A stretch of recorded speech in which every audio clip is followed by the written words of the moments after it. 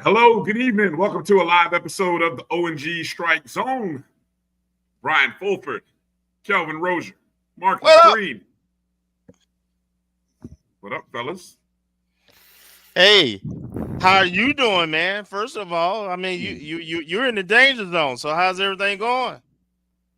Well, thank you for asking. I'm doing pretty well. The fact that I'm here live with you guys, still got power on.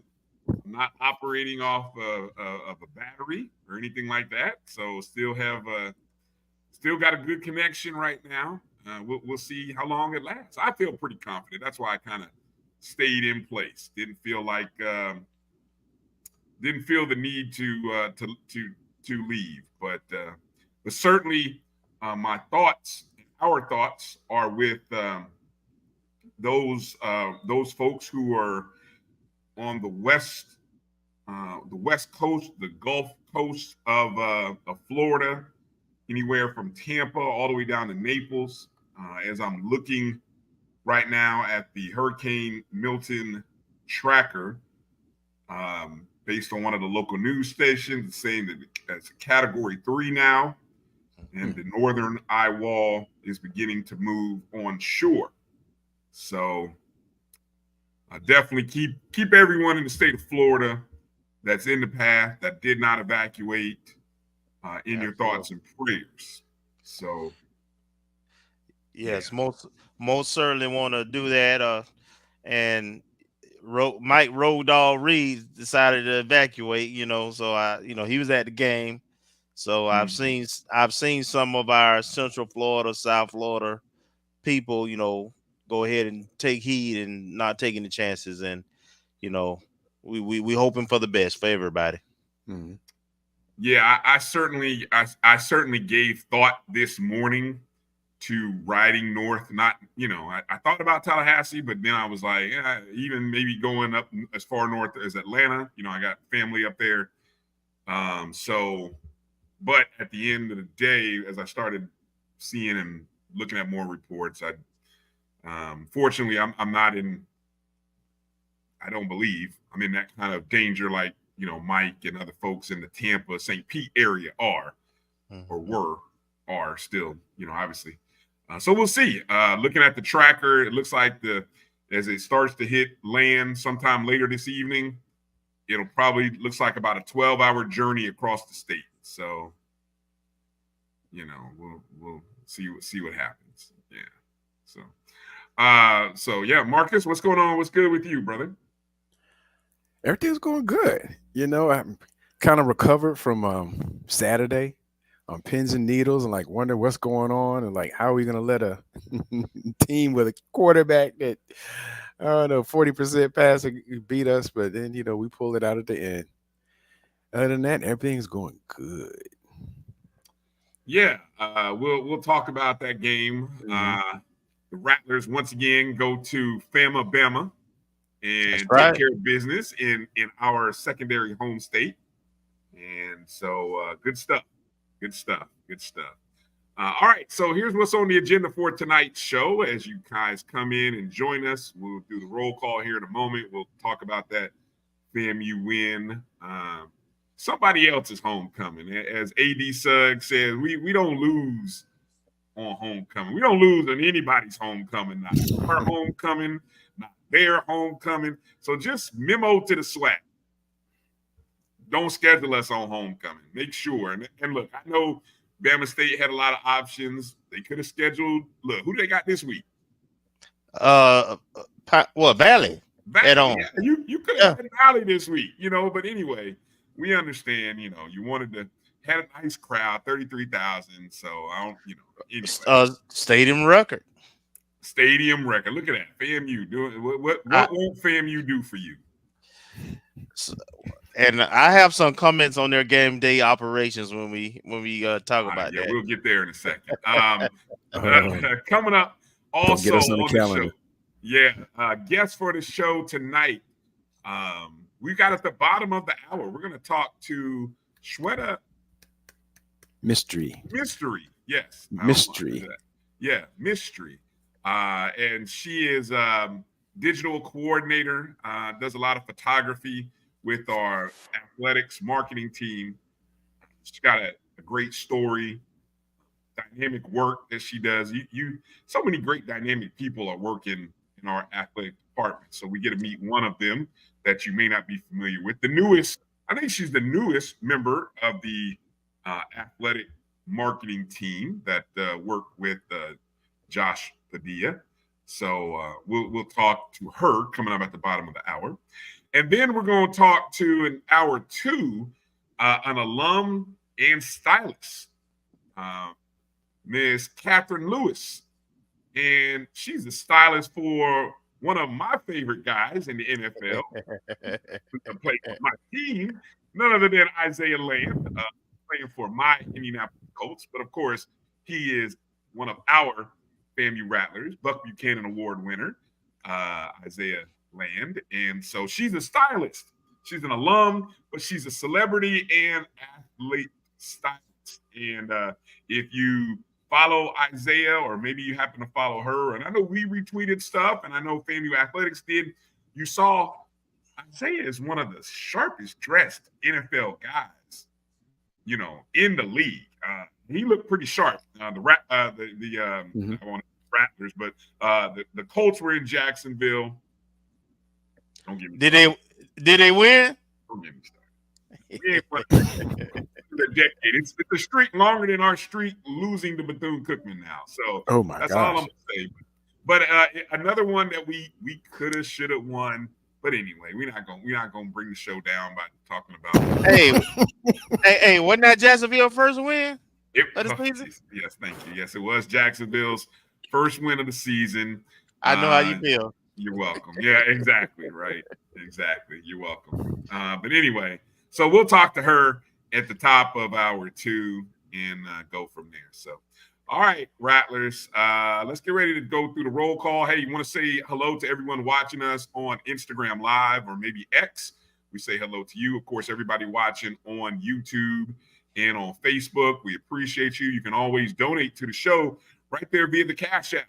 You can drop a penny in the plate, a cup of coffee, anything that you feel so inclined to do. It's greatly appreciated. Or if you happen to be in the JBN chat room, you can always leave a super chat.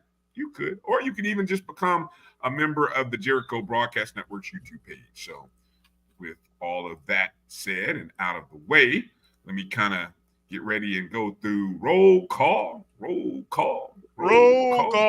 President. Yeah. What you say? President. Yeah. All right. First in, we got Ezekiel Love checking in. What's up, Zeke? Good to see you, Zeke. Good to see you. Bull coming in. What's up, Bull? Bull. Oh, you know what? I gotta rephrase that. Zeke was not the first one. I skipped over. My bad. Jimmy Mack was technically the first one in. My bad, Jimmy Mack. What's up, Jay Mack? Being a subscriber. Hopefully you safe on. Well, obviously you safe on the west. I mean, on the west side right there in the Treasure Coast right now. Yeah, exactly. So good to see that you're able to watch the show even with the weather and everything coming in that area.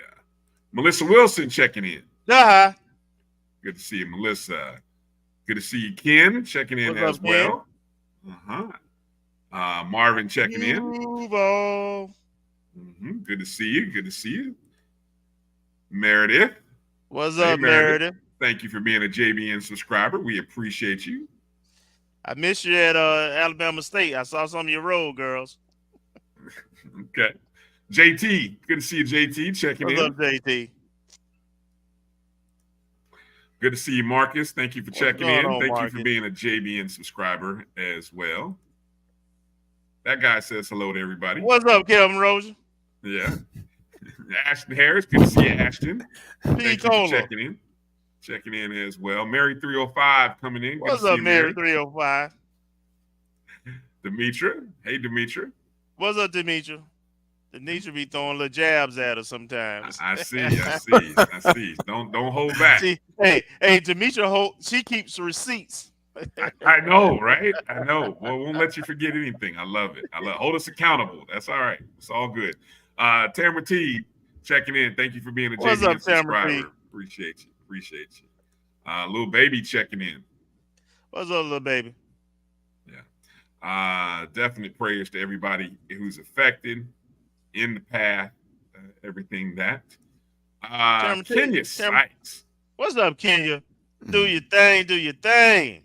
Outstanding promotion, recognizing day one of our AD Suggs on the job, running with the 19 reasons to give, sowing the seeds.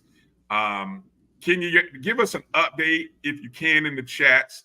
Put the link out there as well. There may be some people in the chats who haven't donated $19, $19, $190, whatever, it's anything with the 19 in it.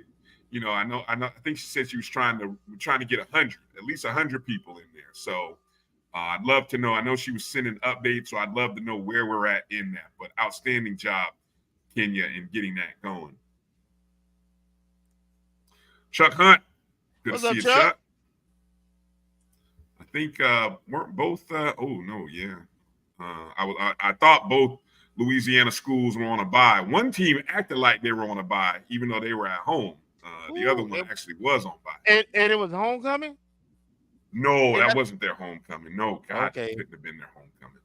I thought I saw that, but if that was homecoming, there's somebody that no way that was homecoming. You lose a job when you lose games like that on homecoming. No, I think they normally save a homecoming for a SWAC opponent, if I'm not mistaken. Yeah, we'll talk about that a little bit later. Area Young, good to see you, fam. What's up, Area? Reggie Delane coming in. Good to see you, Reggie. What's up, Reg? B Starks, thank you for being a JBN subscriber. What's up, Big Starks? What's a portable battery generator? What is that? I don't even know. I'll look it up. What it sounds like. Yeah, exactly, right. How big is that? Can I anyway, I'm about to look that up. Send me a link. Smaller size, yeah. Yeah, send me a link, Bull. That way I know exactly. If you got a recommended brand, please let me know. Shout out to Hollow. Hello. Yeah.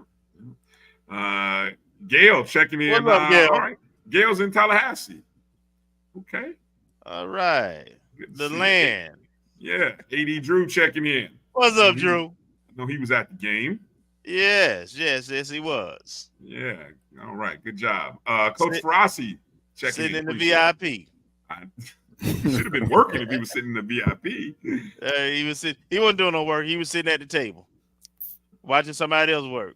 Wow. Good to see you, Coach. Larry Smith checking in. Thank you for being a JBN subscriber. What's up, Larry? All right. Colonel What's Patrick, up, Eli? Yeah. Yes, sir. Calvin, definitely. All the Floridians, we're going to try to stay safe as best as we can. All right. Larry checking in from Orlando. All right, Larry. Safe. You hold it down. I'm right here in the same area with you, so we're going to do what we can. Jay Hunter checking in. What's up, Jay Hunter? All right. Appreciate you. Sam Dixie, good to see you. What's up, Dixie? Yeah. All right. Here's an update from Kenya.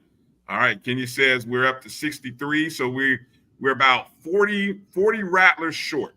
We're trying to reach 100, so we're about 40 short of the goal. So we need to go ahead and make that happen. You guys, I know Kenya will put that link in there. Rattler Athletic Fund. Russell Hayes checking in. Good to see you, Russell. What's up, Russ? Alice McCullough. RB. Stay safe. Yeah, stay safe indeed. Thank you, Bull. I went ahead and just starred that, so that way I could go check that out, lady. Ashley C checking in. Ashley C, I was representing for you. I was all Fang Exchange on Saturday in the Gump. Had my Fang Exchange hat, had my towel, had my shirt, Fits My Soul shirt. Man, I was looking good, if I say so myself.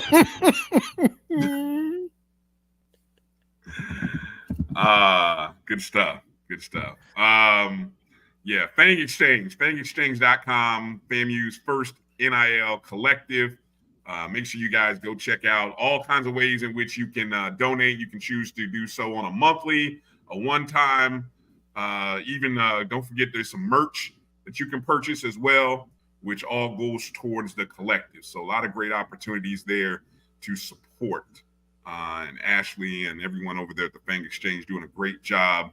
And it's great to see we got people moving in positive directions. There's another. So Sam will give Kenya, if you put, I will search for the link. I know I got it somewhere, but Kenya, if you're there in the chat, you can drop that in as well. We appreciate you. Montre Bennett checking in. What's Good up, to see you, Montre? It's been a minute since I seen that name. Yeah. Where you been at, Montre? Yeah, hope all is good.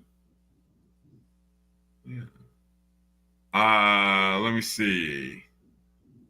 Oh, you think Bethune's gonna get his first win against Valley? Well, that next day, October 19th, big day, October 19th. Not just for the game of the year, but also for that other game, the game between the two worst teams. Let me just say I shouldn't say it that way. The two winless teams, remains to be seen still who's the worst, but right now the two winless teams. Same thing. What's it winless? You got to be the worst if you're winless. Well, but somebody won't be. Somebody won't be. That's my point. After October 19th, somebody will get their first win. But both of them are worse right now. Right now? Okay. They equally worse. Mary 305, thank you for becoming a subscriber of the JBN channel. We appreciate you. Thank you for doing that. Thank you, Mary. And everybody. Hey. Yeah, everybody as well. Hey, I got to give a hey, auntie.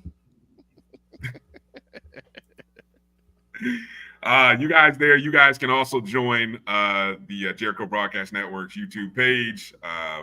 Help support the Black College Sports Network and everything that we're doing there. All right, let's get into this game as we start off the show because the boys went up to Bama and took care of business with a 28-13 victory over Bama State.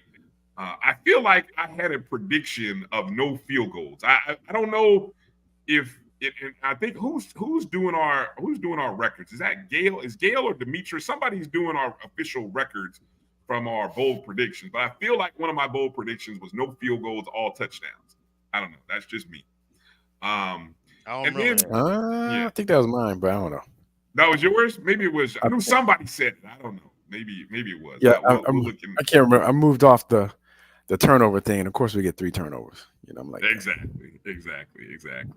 And there's no truth to the rumor that Nick Eden, who was on the show last week, sent that poster to Coach Colsey prior to the game.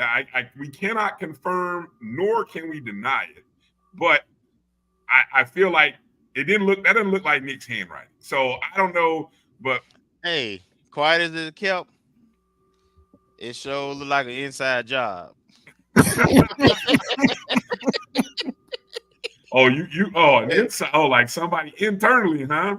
Yeah, looked like one of the coach's son did that one. Oh wow.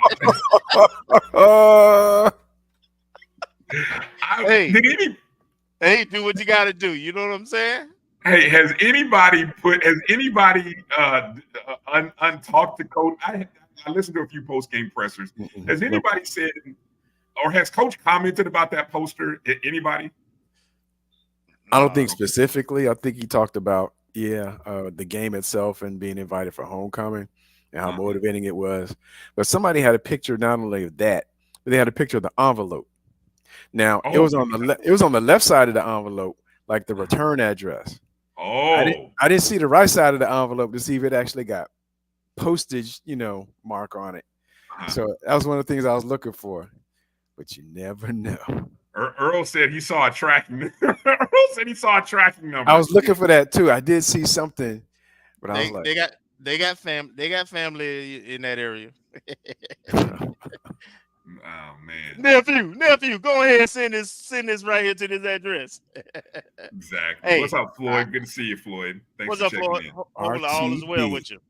Oh, yeah. and hey, Earl is a trip, man. At the games, Okay. man. Oh, he's a riot, man. He was giving those fans in our section, because the section we was in was on the Alabama State side, but it was mostly Rattlers. Always. And oh man, he was giving them the business, man. He had me cracking up. Earl never sits probably on the look. I see Earl purposely like sitting in the visitor side, like on purpose.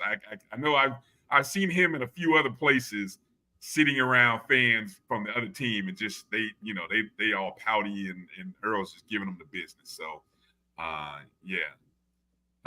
Gail is the official record keeper. Okay. All right, Gail says, okay, Marcus, no, you don't get that. Gail said you had one field goal down. I got it right. I think I predicted double digits. Victory. All right. I was glad to see that scoop and score. Yeah, exactly. Friend of the program, Mayron Jenkins, coming through with the scoop and score to ice the game. Let me see. Kelvin, you said win by 17, according to Gail. So not exactly close, but you're kind of there. 15, wasn't it? It said win by 17. Okay. I'm not gonna question Miss Gail. Yeah, no, she's the record keeper. She's the record keeper. So, but yeah, okay. So FAMU in this contest, 7-7. We never trailed. That's the one thing we can say positive. We never trailed in this contest. Thanks to the field goal kicking prowess of Alabama State kicker. Yeah, they 5 field goal attempts. They missed 3 of them. That law firm saved a lot of money. They had a sponsor. Every field goal made, they give $333 for every field goal made. So they lost $1,000, $999. That's how many dollars they missed out on. Okay, so see, I was halfway right on my prediction. I said no field goals. I came up shy on the. Let me see. Hold on. Let me look at the total here. 100. We didn't have a 100-yard rusher. 112 total yards rushing. So, let me see. I actually predicted 28-10. Yeah. So of the 3 of us, I don't know. I think I should get the win on this one because I predicted no field goals. Now, I mean, if you want to add in the other stuff, okay, that ain't no prediction. I said no field goals. Oh, come on. No, that's not a prediction considering the last 2 games we had nothing but field goals. Come on now. That's not right. Alabama State had field goals. Yeah. Anyway, Alabama State missing field goals of 43-35, which both they missed in the first quarter. Then in the third quarter, missed a 37-yard field goal. And it's crazy because the kid made field goals of 23 and 38. But anyway. And apparently he made 4 last week at Bethune. Yeah. So hey man, field goal kickers, man. They are who they are. Daniel Richardson goes 20 of 30, 3 touchdown passes, 2 of them to Asion Cobb. Cobb, 3 catches, 49 yards, 2 touchdowns. Daniel did throw 2 interceptions, was sacked twice. And a fumble. He has 3 touchdown passes or 2? No, he had 3. He had 2 to he had 1 to Goldie. Goldie Lawrence. That counted as a pass? Yeah. Yeah. Okay. It did. It did. Also, individually on the ground, Bo Somerset led the backs, 13 attempts, 66 net yards. Thad Franklin also with 26 net yards rushing. Receiving, what was kind of interesting, Jamari Gassett, had 7 receptions, but only 28 yards on those receptions. So in terms of total receptions, Gassett had the most receptions, but in terms of total yards, it was Cobb who had 49 total yards. On the defensive side of the ball, leading tacklers, Eric Horn, 7 tackles, 4 solo, 1 tackle for loss. Braylon Oliver, 7 tackles, 5 solo. Deco Wilson, 6 tackles, 5 solos, had the interception, also had a breakup and a tackle for loss, had a great complete night. And then, of course, Nayron Jenkins, 6 tackles, 3 solo, and the fumble recovery for a touchdown. So I did post if you go to our Twitter handle, I posted a poll asking you who would you give the game ball to between Richardson, Cobb, Jenkins, and Wilson. Who would you give the game ball to? But I want to give it over to Marcus. Let you go, and then we'll let Kelvin go last since he was actually on site. So what you got, Marcus? Game ball.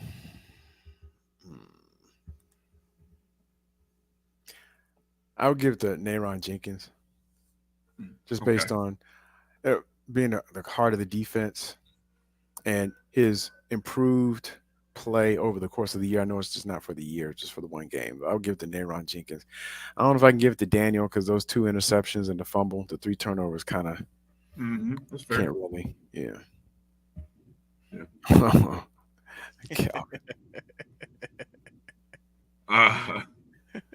What you got? Any other takeaways from the game, Marcus? Yeah, we need to stop turning the ball over. That's what we do right now. Yeah, and penalties. I mean, we started out really good. But these last 3 games, I know 2 of them were against FBS opponents, but it seemed like we're slipping back into bad habits that we had last year and back in 2021 when we were very highly penalized.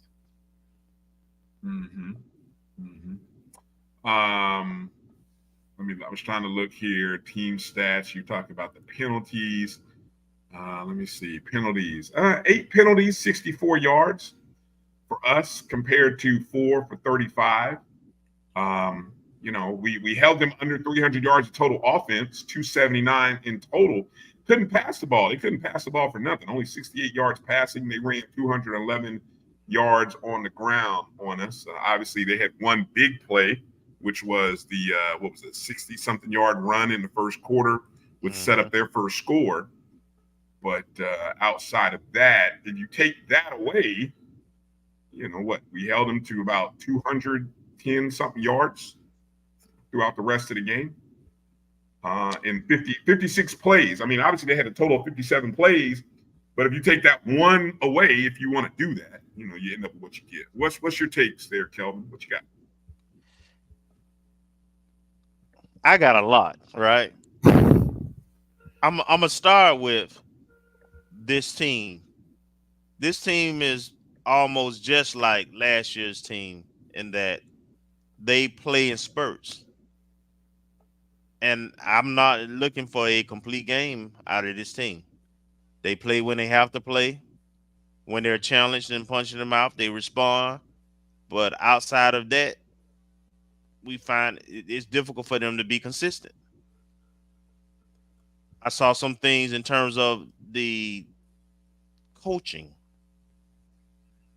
Like, for instance, offensively, the way Alabama State was playing us with two guys deep, 2 safeties deep most of the time, and set 5 to 7 yards off the receivers, the opportunity to hit, to take advantage of that defense was in the flats and drag routes across the field. And you notice most of our scores and most of our big plays came when we hit the back side of the backfield in the flats, or when we ran the play where we hit the receiver in the flats, and then we just didn't, or a couple of drags, but we didn't do it consistently. We kept trying to force the ball downfield, which I understand. I heard that it was a look that he hadn't seen, their defense do, but it was pretty obvious. I wish, in real time, and I'm not saying it didn't happen, that we would have made that adjustment. Say, hey, just take your check downs. Make sure we call in plays that take advantage of the defense that they was giving us.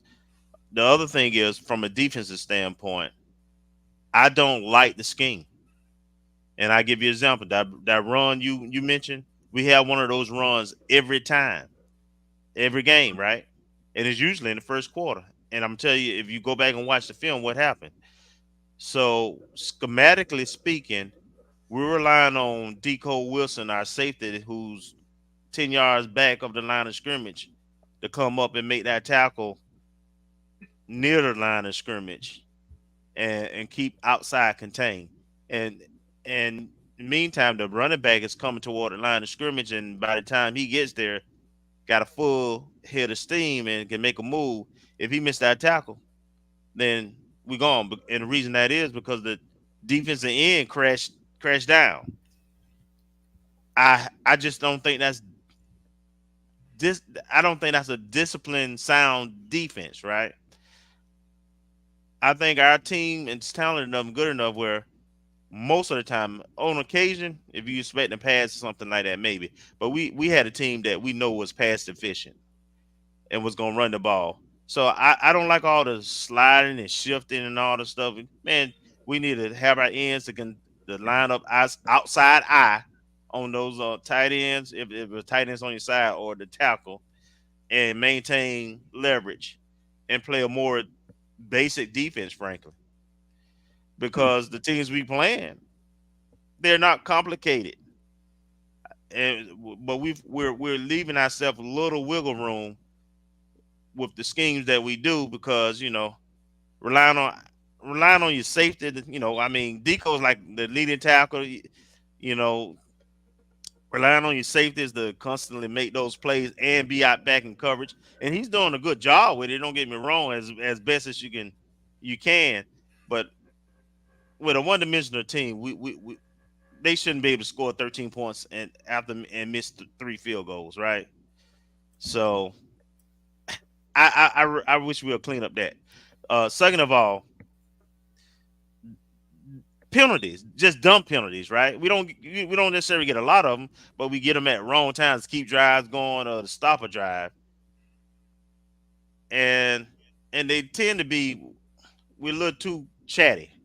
Mm-hmm. My thing is, hey, y'all guys practice, y'all got talent, y'all supposed to make plays. You ain't got to celebrate every daggone play, and you ain't got to get back at a guy after the whistle is blown. You wait till the next play when that whistle blown, then you go get them within the play of the game without. So I just want our football IQ to be better. That's how we create distance separation, and we don't have to play into the fourth quarter. Now, I'm glad we got the championship pedigree. We know how to win those games, but man, a tweak here and there, man, we dominating teams, and I would love to see it. I'm not expecting it. This team kind of pedigree is kind of like last year's team, but man, if we ever do play a complete game, look out. I know we gotta go to break to get ready for our first guest of the show, but and we can talk about this later at the end of hour 2. But I'm curious about your thoughts, and just table this, Kelvin, if you would.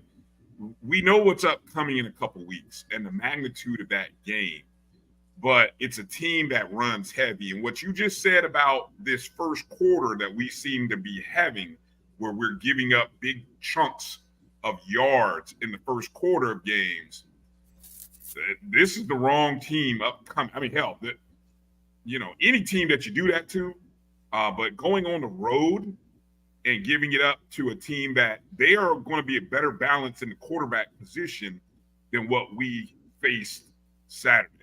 Mm-hmm. And so if we do give up yardage big time in the first quarter to the run, they're going to turn to the pass. And they got some pretty, this is going to be a game where mano a mano, it's going to be best player step up. best players step, and you can't overemphasize the importance of guys doing their job in 2 weeks. It's a Henry's and Joe's game. Absolutely. Henry's and Joe's, exactly. I mean, all the talk and all the extra chirping and talking, y'all gotta button that up. This team's got to button that up because this team has done nothing. This team has done nothing. That was last year's guys who did all that. This team, y'all have nothing to talk about. They just need to go ahead and button it up and play. And I think if we can cut that, and I will say this, the one last thing about penalties, this team has had fewer penalties than a year ago. But still, the kind of penalties that we're getting, that may be a metric to go back and look at in terms of the number and types of penalties, And so, I don't know. One of those things that definitely I know coaches will be emphasizing, but at some point, you talk and talk and talk. Somebody's got to listen. Hey, you had 4 weeks, 5 weeks where you only play like 2 games now. Yeah. So you keep saying, we working on it, correcting, and I keep seeing the same thing. So, yeah, Matt, whatever we doing ain't working. Whatever we do pregame, we need to change our whole pregame routine. Wow. All right. Hey, let's get ready to take our first break. Coming up on the other side, Shweta Mistry will be joining the show, and we're going to find out about who she is, what she does, and how she adds to the wonderful imagery of FAMU athletic teams as she works for our digital marketing, team at FAMU with FAMU Athletics. So we'll talk to her on the other side. You're watching the O&G StrikeZone right here on the Black College Sports Network. Hang tight. We'll be back in just a moment. If you think all pads are exactly the same, think again. This is Always Ultra Thins reinvented with the Always Triple Protection System. This pad wicks gushes 90% faster, absorbs even more so you can feel dry, and locks odors in. Rethink your pad for up to 100% leak-free and odor-free comfort with the totally reinvented Always Ultra Thins. This is always like never before. The Cuvée Group is a Florida-based marketing and training consulting firm. We help businesses communicate to their target audience and engage them in conversation.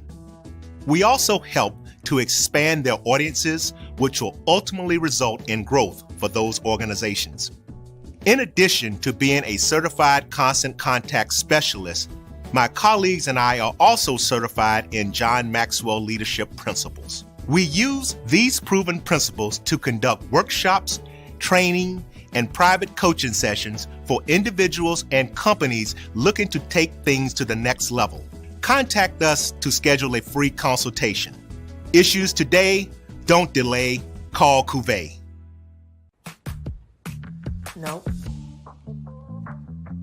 Nope. Come on, him? Ooh, I like him.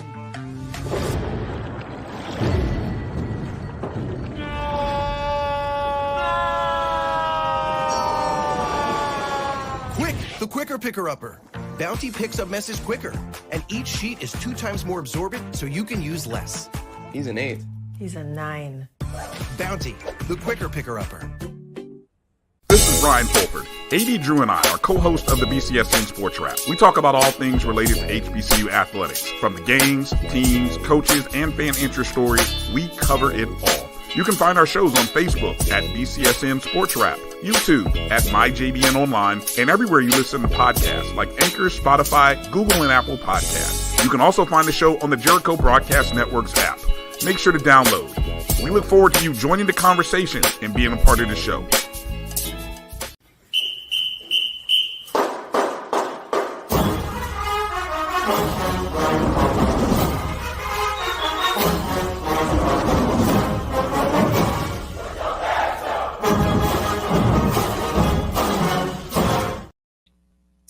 All right, welcome back to the O&G StrikeZone. Bryan, Marcus, Kelvin.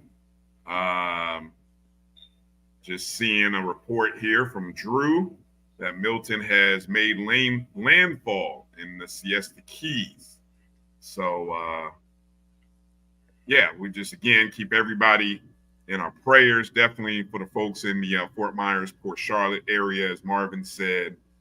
I'm in Central Florida, so I'm just keeping my prayers and fingers crossed that I make it through the rest of this show. Hopefully, I should without losing any power. All right, our next guest is Shweta Mistry. She is the digital media coordinator on the FAMU Athletic and Digital Strategy team, working with none other than our very own Josh Padilla. And we are excited to bring her onto the show for her O&G StrikeZone debut. Family, let's go ahead and give it up as she comes on the stage. Miss Shweta Mistry. How you doing, ma'am? How you doing? I'm well. How are you guys? Hey, we're great. Well. Doing well. Thank surviving. Welcome to the O&G. Welcome to FAMU. Welcome to the FAMU League. Thank you so much. It's literally so nice to meet you guys. We've been talking. I've been talking to somebody on Twitter. I'm not sure who I was talking to. That guy, Marcus. the guy in the top right there, Marcus. Okay. Well, it's so nice to see you all spaces. Yeah, definitely. And welcome aboard. Welcome on the team. So let's just start with a little bit of your background, maybe even before you tell us how you got to FAMU, but let people in. I've seen read a couple articles about you and read or seen another podcast that you did, but I'd like for you to kind of tell family about your background and how you got into photography and doing what you do so well. So my name is Shweta Mistry. I'm from Augusta, Georgia. I was born there. I was raised there. I come from an immigrant parents. So both of my parents were from India and they immigrated here. And so my brother was born in India and then me and my sister were born in the United States. So I grew up there. I'm a Georgia girl. I attended the University of Georgia for 4 years. Go Dogs. But now it's go Rattlers.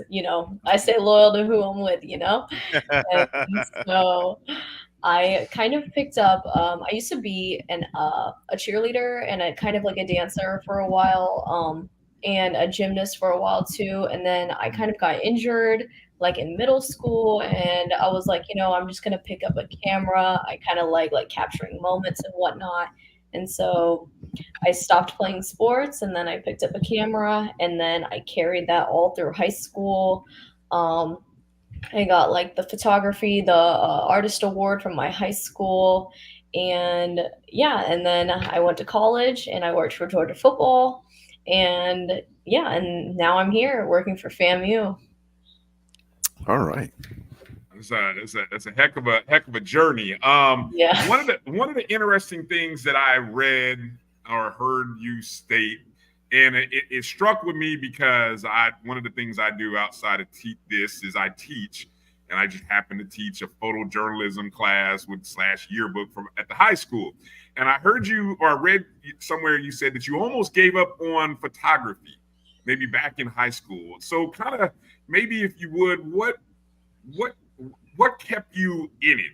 Maybe what kind of highs and lows were you dealing with at that time? What you can share or feel like sharing, and just what kind of kept you going? What kept you motivated? I genuinely think that the biggest thing that kept me like being like, okay, maybe I shouldn't do photo was not that I didn't think I was talented. It was more so that, I come from a minority family. Like my parents, they came from nothing. They came to America with no money and they still don't know English today, like fully, completely. They still speak broken English. And so they came to this country with no money. They came to this country not knowing the language. And we're like a middle-class family now. And so they really built it off the ground from nothing. And I think my parents, and I feel like a lot of minority parents feel like their child's success is their success. And so I think they were like, not kind of pressuring me, but kind of like really just kind of saying, we love that you love photography, but maybe you should pursue something more seriously. And I wouldn't say it was negative, but it did, like hearing that from my parents was really hard because you know, those were really the only people that were kind of like, you know, like kind of like I respect them so much. Like, so when you respect someone, you listen to them even deeper than someone that you don't know. And so it was really hard for me to kind of just like, one, make it out in the photo world as someone who's not white and not a man, and then two, make it out in the photo world when my own parents weren't really supporting me.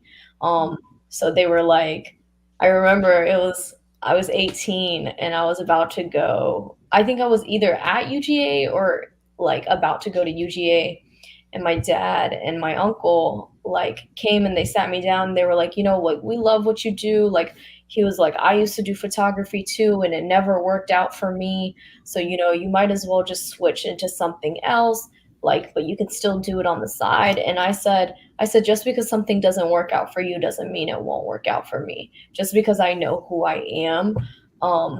And it worked out for me, you know. Like, and you know, and that's like, and my parents are very supportive. I don't want to make it seem like they weren't, but when you're a scared parent, how can you not alert your kid?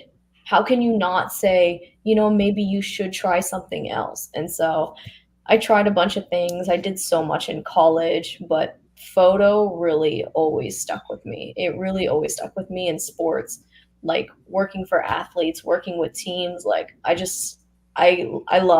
respect athletes a lot, and so I capture them well, I feel like. Go ahead, Marcus. Well, Miss Mistry, thank you for joining us this evening, and thankful that you accepted our invitation. I wanted to ask, actually, I have two questions. The first, what was the sell job or the appeal that actually brought you from Athens down to Tallahassee to work for FAMU? So one, this might not matter at all, but I've always wanted to live in Florida. Like, I've always been someone that's like, oh, I need to live by the beach, or I want to be like surrounded by palm trees. Like, I was always one of those people. And so a lot of jobs that I applied to were in Florida. Like, I applied to the Marlins, I applied to Miami, I applied to like different schools down south. Like, I even reached out to FSU and saw with them, but they didn't, like, a lot of these places didn't have open positions. And so I feel like one of the biggest appeals that I had for FAMU was, like, honestly, that it was an HBCU and that I am a minority. I come from a PWI. Even though UGA is greatly diverse, I wouldn't say that, like, it's not a PWI, if that makes sense. Like, it is still a PWI, and you can feel the eyes, you can feel the difference when you're on campus as a Black woman or an Indian woman or a Black man or an Indian man. You can still feel it. And you feel that, sometimes you feel that in rooms in Florida too, even at an HBCU, you still feel it. But I was like, I want to go somewhere where, like, I feel like respected for just who I am. Not that I need to constantly prove myself to be a woman who deserves respect, but just because, okay, this is a woman, she works here, she works in this department, she doesn't need to prove herself. She got the job. That's proving herself enough. And I feel like sometimes in other spaces that I've been in, like, that are predominantly white, I do feel like, oh, it's like, oh, okay, it's like, this is a girl. And then they kind of realize who I work for and what I do. And then they're like, oh, actually, she's someone worth listening to twice. And I'm like, oh, well, that would have been nice if we were, like, respectful of each other from the beginning. But, you know, we're in a time where, you know, you're either a shark or you get ate. And so it's never something that I find uncomfortable to be in rooms where people don't look like me. It's just, I wanted for once in my life to be in a room where a lot of people either look like me or feel the same things I feel. And I really think that FAMU has made me feel so welcome. Like, I think the first week I was here, I remember being on the phone with my parents and I was just like, everybody is so nice. Like, so nice. And I'm like, it was like weirdly shocking. I just don't know why. It was just so shocking. Okay. And I guess one thing to follow up, I guess, this is not my question, but the sentiment you just expressed, a lot of our friends of the program who have transferred, the athletes who have transferred from PWIs have kind of expressed the same sentiment. So I'm glad that you're with yourself, that we made you feel welcome. And for all the folks who have similar experiences, that that FAMU is established or has established a place of being welcoming. So I did want to say that. The second part of my question, in terms of your experience with the University of Georgia, and I'm from Atlanta, by the way, from Decatur. Hey. We love that. We love that. And having your experience during this pinnacle of University of Georgia football, what aspects of your experience at University of Georgia do you believe can translate in working with their digital media, translate to here at FAMU? I think that like when I first got hired, people were like, oh, FAMU's so lucky to have you. But in reality, like I always say, you know, I'm lucky to have FAMU. Like FAMU put me on a platform. FAMU provided me with another family. FAMU gave me a media team full of like some of the most talented students that I've ever met in my life. And I'm 22. They're 22. I was in their spot 2 months ago. And so coming from Georgia football, I worked under the Natty. I worked under Kirby Smart. And I'm sure y'all know that, you know, like when your football team is winning and when your program is winning, that's when the recruits flood to you, right? And so we were running through recruits like crazy. And when, you know, especially at these big SEC schools, like providing media and photo shoots and proper design, like graphic designs for these recruits matters so much. So a lot of my time was taken up by recruits over there. And a lot of my time over there was taken up by, obviously, we won every game in the season until the SEC championship.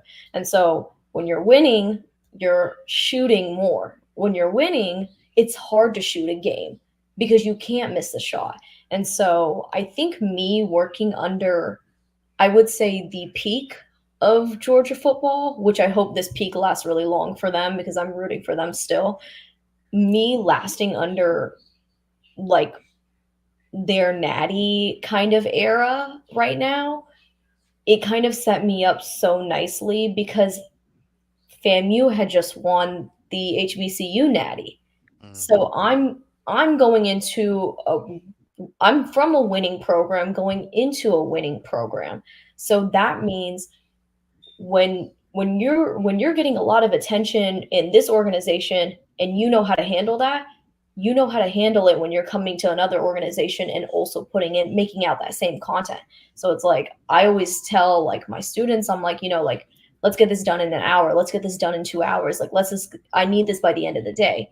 And it's not because I want to rush them and I want to put more on their plate. It's more so because when you're a winning team, you have to act fast. And that doesn't mean just the coaches and the players. That means media. Because if media doesn't act fast, then someone else is taking our money. Mm-hmm. And so I feel like it translated really nicely for me to go from fast pace to still fast pace at FAMU. I feel like it really like helped me and set me up nicely for that. Oh, well, thank you. I have a lot more questions, but I know Kelvin has got questions, but we'll talk later. Go ahead, Kelvin. I'm gonna get out the way. Go ahead, Kelvin. Yeah, I got multiple too. My first one is kind of a fun question. The first two, actually. Did you grow up? I know you grew up in Augusta, and were you always a UGA fan? No, I actually was not a UGA fan. I did not know a lick of football until I became a cheerleader. Like, you could not ask me like I literally didn't even know that like when you go from first quarter to second quarter that the end zones switch, like the scoring end zones, like there was the most basic stuff about football that I had no idea about. So when I came to Georgia, it was 2020, so I was a COVID year into undergrad, right? I was just like, oh, this is SEC football. It's a big deal. Like, I want to work for SEC football. I didn't realize that I was going to school with literally some of the best Georgia players in the world. Like, I didn't know that. Like, I didn't realize how good our football team actually was. And so it was really just kind of like, oh wow, like I instantly became a Georgia fan the minute I got to Georgia. But before that, I didn't really care for football, to be honest. So did you choose Georgia because it was close by, or you like the program? What was it about UGA? My sister had gone there, and so my sister got 2 degrees from there. And my sister was the first in our family to get a degree, and so she's first, like she's their first gen. And so I was like, I applied to Georgia State and I applied to UGA, and I was like, you know what, my sister went there, I loved it there. And I was like, you know what, let me just sign it. And my best friend was like, do you want to be my roommate? And after that, it was wrap. So I was like, yeah, I'll just go. I didn't really want to go to college, so it didn't really like matter to me, which sounds like so weird, but like my dad was like, if you don't want to go, then don't go. But if you go, like, like we'll help you, like we'll pay for it. And like, that would make us happy, because my mom, she couldn't finish college and my dad dropped out of high school. And so he was like, if you want to go get a degree, like we support it, like we'll pay for it. And so I was like, how can I say no to that? And so I was just like, you know what, like, let me go. And it was really, truly, and honestly the best experience of my life. Like, I would never not tell someone to go to college. I love your story and how you articulate it, by the way. Let me ask, what is it like? I know it's kind of new, you just getting here, but what is it like being away from Georgia, being close to home, being in Florida now on your own? How you handle it? And then how's your family handling it? I'm like, I am my dad's daughter. Like, my dad is me, but a man, like literally. Like, that man is like 65 and he's just so independent. Like, I knew that when I told my parents, like I was like, I'm applying everywhere, I'm applying anywhere, and I will go anywhere. And my mom's kind of like, I'm her best friend, and so she really misses me a lot. But my dad was like, I don't care, go wherever you want. Like, I want you to see the world. I want you to go in blazing guns. Like, he was like, I do not care. Like, I know, like, he was like, you're my daughter. I know you will be perfectly fine. And so I will say, like, it does get super like lonely sometimes, but it is like, it's fine because I come home and I'm alone. But at work, it's like I have a whole nother family at work. Like, they're not just people that I work with. Like, it really does feel like I laugh with them and I talk to them, and we complain and we argue and we discuss like important things that like you would talk to your family about. And so I definitely miss home sometimes, but I honestly, like, I feel so welcome here that I consider Florida more home right now than I do Augusta. Awesome. Great answer. All right, one more, and then I'll let y'all guys get in. Tell me one thing you would like to, since you've been here, you still, I guess, seeing some of the things that we do and some of the things that we may be lacking. Tell me something that you've noticed that you would really like to incorporate or bring to FAMU athletics. I feel like something I really just want to bring to FAMU athletics is definitely more attention. I feel like when I got here, I kind of was like, okay, like, what are like my main goals with FAMU athletics? Like, what are my intentions? And I kind of talked about this on Twitter too, with someone that had commented on my post. It was that, like, one of my biggest intentions is that I want all the sports to get coverage. The only players that work hard are all of them, quite literally. And so, it is not easy being a D1 athlete. I could never be a D1 athlete to save my life. Like I'm not a morning person at all. So that is just not my thing. And so these athletes wake up, go to class, train, physical therapy, eat, train, practice, conditioning every single day. And their futures depend on it. And, why I feel like a lot of the times, FAMU is definitely known for their amazing football team. They deserve the attention. They deserve the love. I'm not saying that they don't. I really want the other sports to also feel that love too. And I feel like if that's being communicated by the media team, then other people will come out to those games and to those matches and to those track and field meets, because conversation is all people want. At the end of the day, sometimes you go to a football game, you're not even watching the football, you're having a really good conversation with the person in the seat next to you that you just met, and sometimes that will bring you back to another game at the next game, right? The next week. Absolutely. And so my biggest thing is, one, I want more sports to get coverage. Two, I want more of these student athletes to get more NIL deals. And three, I want to bring as much money in as I can through the means of social and digital media. People don't think that it can be navigated. People don't think that social media brings in money, but it does. It just does. And if people don't see that, it's because they don't see the money in their face. Money, ticket sales, marketing, advertising. Advertising is a multi-billion-dollar industry. That's the degree I got. I got an advertising degree from UGA. I learned so much about you think about advertising alone for the Super Bowl. That is a multi-billion-dollar event. So if anyone ever comes to me and tells me, you're just the social media girl, that's fine. That's fine. If I'm filling out those seats though, I don't care if I'm just the social media girl. Great answer. Love it. Nice. Hey, Marcus, I'm gonna let you get the last couple questions here while I throw up some images, because I found all these great images. And Shweta, I hope some of these are yours, or I think they are, because I pulled them off your page, and so I'm hoping they're yours. So go ahead, Marcus. I'll let you get your next couple questions in there while I kind of show some of the images of Shweta's work. Okay. Well, may have answered one of them. I was going to ask, what is your vision for the digital media team that you're leading, in terms of where you are now, where you'd like to go?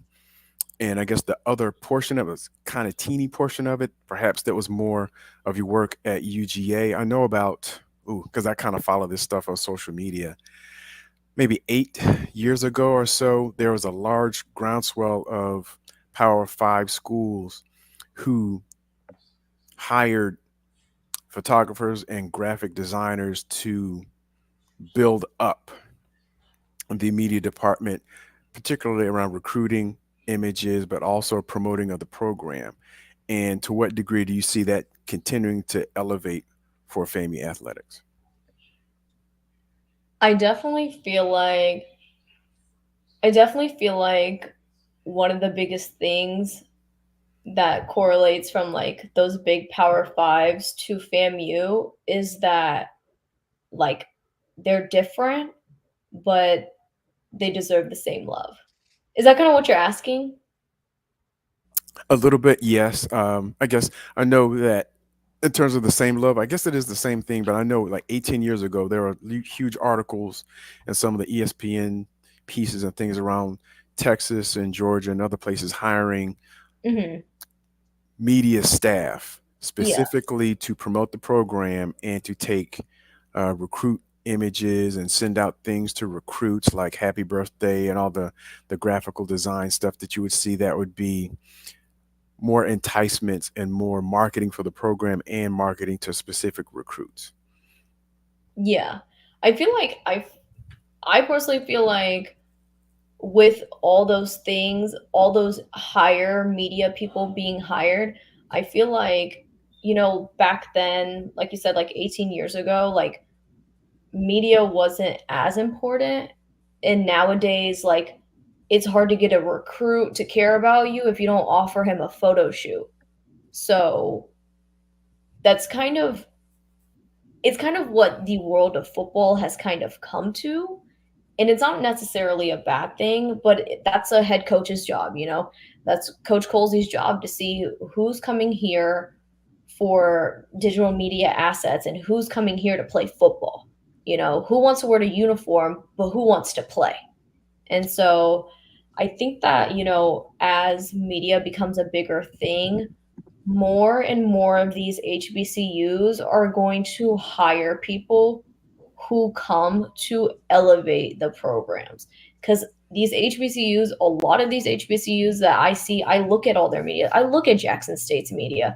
I look at all of these HBCUs media, and I'm like, these are already beautiful programs. They have such a great platform. They're doing so great, but great isn't good enough, right?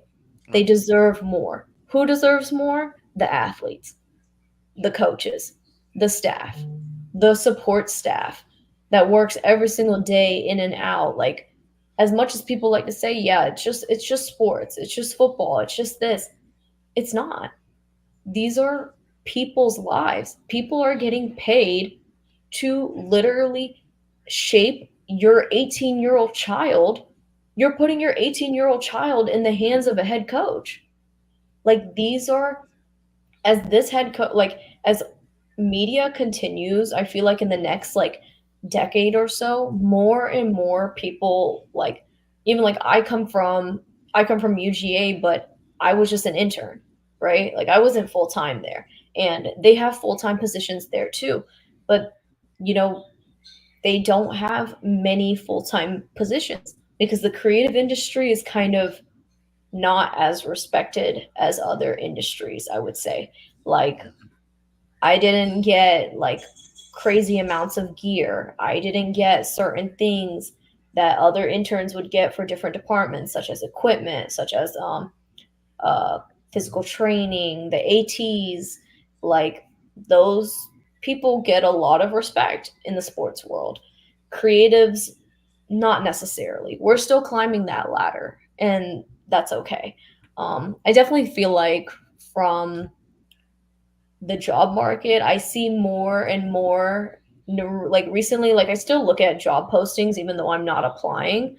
I see more and more schools that are like, we need a creative director for football. We need a creative director for this. We need a creative director for that. So I feel like it's becoming like more and a more popular thing is to actually care about media. Because honestly, and to be really honest, it's because they see how much money it brings in. That's really it. I don't really like, obviously it's cool to have cool pictures and cool videos and have an amazing hype video for the players to look at. Of course it's amazing, but it brings in money. And some people realize that and some people don't. And so it just depends. All right. Well, thank you. We got one last question here for you, Shweta. It comes from Larry. Larry asked, how do we, the alumni, support you? Do you need us to purchase you anything? Apparently he recognized or knows that you love ramen. So he asked, do we need to get you any ramen, any equipment? What can we do for you or your team? Great question, Larry. I feel like personally the alumni can support simply by showing up. I don't think I've been to the big stage, right? I've been to I went to Houston for the college football playoffs, the most recent one in January. I've been to the SEC football games, the SEC championships, and whatnot. I've been to the Natty. I've been there. Nothing is like being an alum at FAMU. Nothing in this world is, I have never met people so positive and so prideful of their school, even 40 to 50 years later. So I feel like one of the biggest things that at least the media team can ask from the alums is, continue to come to these games and bring your kids, bring your grandkids, bring your families, because you guys keep it going. You are the tradition that FAMU stands on, If y'all stop going to games and y'all stop supporting sports, it puts us in a hard position to convince the younger generations that's like, oh, you should care about sports because it is important, And so I don't need ramen, but if I do, I'll let you know. But definitely keep coming out, keep supporting, keep showing love to other sports besides just football, but also know that, like, as an alum, like, especially us at the media team, like, we consider you guys family. We photograph you guys like family, and we appreciate y'all more than you know. There are thousands. I mean, we have a Dropbox, like a huge Dropbox full of pictures of so many alums, and we want, like, we put those into advertisements and we put those onto our social medias, not because we don't care about the student section or whatnot. It's mostly because we really want to signify that's like, once you're a Rattler, you're never not a Rattler. And I think that's one of the most beautiful things that I realized about FAMU is that, like, people very much it's not just a university to most people. And that's, like, the beautiful thing about it is, like, it's bigger than what it seems. This is a campus full of, I think, like 10 to 15,000 people. Like, UGA has like 40,000 kids on a campus every single year. This is a very small school. And that's why I say, like, big gifts come in small packages. This is one of those schools where you can feel the impact even if you don't go there. And I felt the impact of FAMU on my life before I even got here. And I'm not an alum or anything like that, but I still feel impacted by the alums. I can feel the love from them. I can feel the support of them. I can feel the uprise of homecoming. Like, everyone's like, what are you wearing for homecoming? And blah, blah, blah, this and this. And are you going to Step Friday? And I'm just like, oh my gosh, like, there's so much tradition here. And I'm Indian, and so culture is a huge thing for me. I have never at any other university that I've ever visited have experienced this much culture. And so that's definitely what I need from the alums mostly, is keep the culture, keep the traditions, keep it how you guys have had it, because I love it. I love it. And I love tradition like that. So that's the only thing I need. No ramen, but just tradition and culture. Nice. Have you found a good ramen restaurant though in Tallahassee? Any place that you want to shout out? No, I actually haven't, but I did go to, where did I go? Oh, me and my coworkers went to like Iron Daisy because I had never had like fried chicken tacos or something, and it was so good. Like, It was so good. Yeah. All right. Let people know where they can follow you. I posted your Twitter handle in the chat, but you may be more of an Instagram person. I mean, you have different handles. Let people know where they can find you. So my Instagram is Shweta Mistry. It's the same as my Twitter, and that's my personal Instagram. And then I also have a photography Instagram that's Shots on Shweta. I post games. I post athletic stuff too. I do proposals, engagements, weddings. I post, pretty much it's just my photo account. And yeah, just follow me on Twitter and follow me on Instagram. I'm not a huge Snapchat girl. I'm 22, so it's like I feel like I'm in my like grandma era. I was like, I need to let go of stuff. Oh my gosh! Stop it! Oh Lord! I guess I don't know what that makes us then. No, it's like really when I came to FAMU, I was like, oh wow, like I'm an adult. Like I go to work and I cook and I go to sleep. Like, that's all I do. I go to the gym, I work, and I sleep. That's all I do. And so I was like, this is like peak adulting. And so I don't do anything else.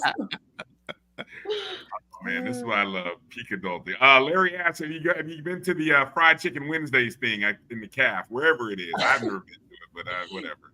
I did go to the CAF, and the fried chicken is amazing. I do like their fried chicken. I'm like a huge I grew up eating, like, me and my family would love eating Popeyes, and so I'm like a fried chicken girly. But definitely, y'all have some good fried chicken on Fried Chicken Wednesdays for sure. There it is. Any shout outs you want to give? I know you mentioned that you have students that work for you, so I want to give you the last word. Any outside of the socials, you guys make sure you find Shweta there on the socials.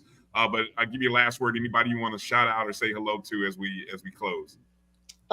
Definitely shout out to my boss, Josh Padilla. He is the one that found me. Well, I found him, and I basically begged him for a job. And so shout out Josh for not. Good hire, Josh. Way to go, Josh. Good job. I thank you and thank God for letting me get this job, because I needed to get out of Georgia. So I'm so happy. So thank you, Josh, for giving me this opportunity of a lifetime. Even I was annoying for like 6 months straight asking for a job. And so he finally caved, and finally, now we're here. But yeah, I want to thank all of you. Thank you so much for having me. Thank you to my interns. You guys are so young and so talented, and I see a bit of me in every single one of you. Shout out to the FAMU Athletics Media Instagram. It's literally called FAMU Athletics Media, and you guys can follow us and follow all of us throughout all the years. We'll be posting, where our interns end up after post-grad, where they get jobs, whether it's the NFL or the NCAA or the NBA, who knows? We'll be posting all of that, because without my students and without my interns, this FAMU Athletics would not be FAMU Athletics. And so I'm so grateful for them, and I'm so grateful for my boss, and to Nick Bolding too. He's such a great videographer, and we're so lucky to have him. And thank you to my new family. I'm so honored to be here. And like I said, FAMU is not lucky to have me, but I'm lucky to have FAMU. And so I can't wait to see where the next year takes me here. Well, glad to have you. You're an official friend of the O&G. Yes. So anytime that you have something to promote, just tag us, let us know. We appreciate you. Thanks for taking time, and look forward to meeting you. I know we'll be. Kelvin's in Tallahassee. He's always there. I'm sometimes in Tallahassee because I'm in Orlando. Marcus is rarely in Tallahassee, but we keep trying to get him to come to Tallahassee. So we will meet eventually. You maybe met Kelvin before. I'm not sure, but thank you for taking time out to come on and talk to us. You're an outstanding photographer. Love seeing your work, and keep doing what you're doing. And I'm telling you, homecoming is going to be a blast. You're going to enjoy it, so I know you will. So. Yes, and thank you so much for coming on. The day you were announced, I was trying to drop little hints to get you to come on the show and send little. Then I just said, you know what? Let me just send a little message, and here it is. So thank you so much. You've been such a wonderful guest and so enlightening, and just wish you the best. Thank you so much. I appreciate you guys so much. And yeah, what's going on, Mr. Green? We gotta get you to homecoming. Like, why don't you come hang out? There it is. Come on, yeah.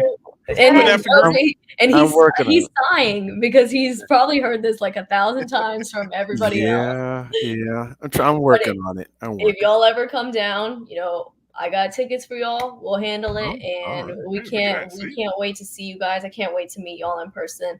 And thank you so much for having me. Like, truly, it was an honor. Maybe we can meet up at the Celebration Bowl. Oh, it is. I know that's right. Yeah, we'll be there again. All right, thank you, Shweta. Appreciate you. Be well. Take care. Take care. Thank you. All right, coming up on the other side, we got another exciting interview. We're going to talk with a FAMU alum who's also doing big things, and she's a stylist working with my guy who plays for my Colts. I'm excited to talk to none other than Kathryn Lewis on the other side of this short break. Hang tight with us, and we will be back in. I'm going to a break. I ain't even going to let. All right, we'll be back in just. I'm gonna get Gerald. Gerald, see, all right, see, there you go, good. All right, we'll be back in just a moment. You're watching the O&G StrikeZone. It's never too early to plant the seed, to share the tradition, and instill a sense of pride in your HBCU with your little ones. HBCU Pride and Joy Children's Boutique helps you share your school spirit with a wide selection of adorable kids apparel and accessories officially licensed from your favorite HBCU. Visit hbcupridejoy.com and follow us on all social media at HBCU Pride Joy on Facebook and Twitter. Supermarket sushi, really? No. Wait, Troy, you work here? I'm never not working. Like Head & Shoulders Scalp Shield technology, up to 100% dandruff protection, even between washes. Never not working, huh? Oh, Troy, you're such a good teacher. Yeah, I know. Never not working. Never not working. Never ever not working. Are you serious? Never not working. Dandruff protection that's never not working. Head & Shoulders Scalp Shield technology. Hey, grab me one too.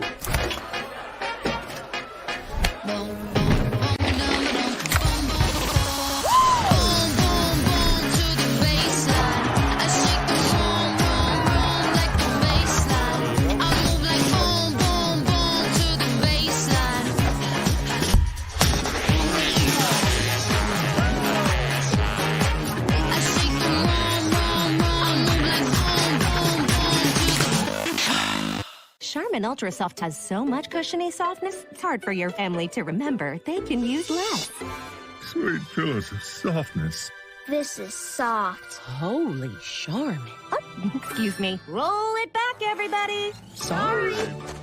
Charmin Ultra Soft is so cushiony soft, you'll want more. But it's so absorbent, you can use less. So it's always worth it. Now, what did we learn about using less? You gotta roll it back, everybody. We all go. Why not enjoy the go with Charmin?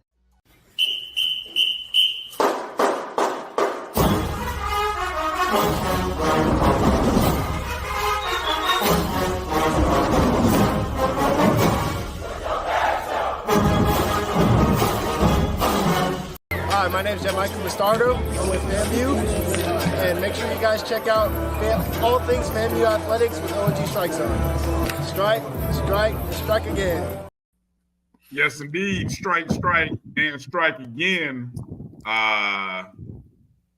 Shout out to the new social media hashtag that we have going on. Get Marcus on campus. Y'all wrong for that. Appreciate you, Gerald. Hey, Marcus. When is the last time you came to? That was last year, wasn't he? It's 2022. Came to the Alabama A&M game. Mm-hmm. Yeah. Oh, was that long ago? It was that long ago. Man, there it is. You guys, y'all throwing me under the bus. I was like, in the chat room, hashtag get Marcus on campus. There it is. Thank you, Gerald, for getting that going. Good stuff. Hey, let me introduce you to our next guest. None other than born and raised in Tallahassee, Florida. Ms. Kathryn Lewis is coming on the show. She's a FAMU alum, a Bachelor of Science in Public Relations. And she started her journey in the fashion world working for Journey magazine. And then she became the magazine's fashion director. Later on, moved to New York, where she worked as an assistant at a modeling agency, and has worked with fashion assistant who worked with Chloe Bailey. And she's even now transitioned into working in the world of sports and working with fellow alums such as our own Isaiah Land. And I'm telling you, if you've seen Isaiah looking sharp, boy, looking sharp, real sharp. And partly I think in part because of this young lady. So let me go ahead and bring to the show for the first time, welcome to the O&G StrikeZone, Miss Kathryn Lewis. How you doing, Kathryn? Welcome to the O&G. How are you? We're doing well. Doing well. We're doing well. Good. Good. Thank you for having us. me. Yeah, definitely. Thanks for joining us. So I gotta. Okay, so first off, I'm all full transparency, as you know already. I'm a big time Colts fan. I grew up in Indianapolis. I was there when the Mayflower rolled into town some long time ago. We had years, long time ago. But anyway, so obviously having Isaiah there is like, you know, is a cool connection.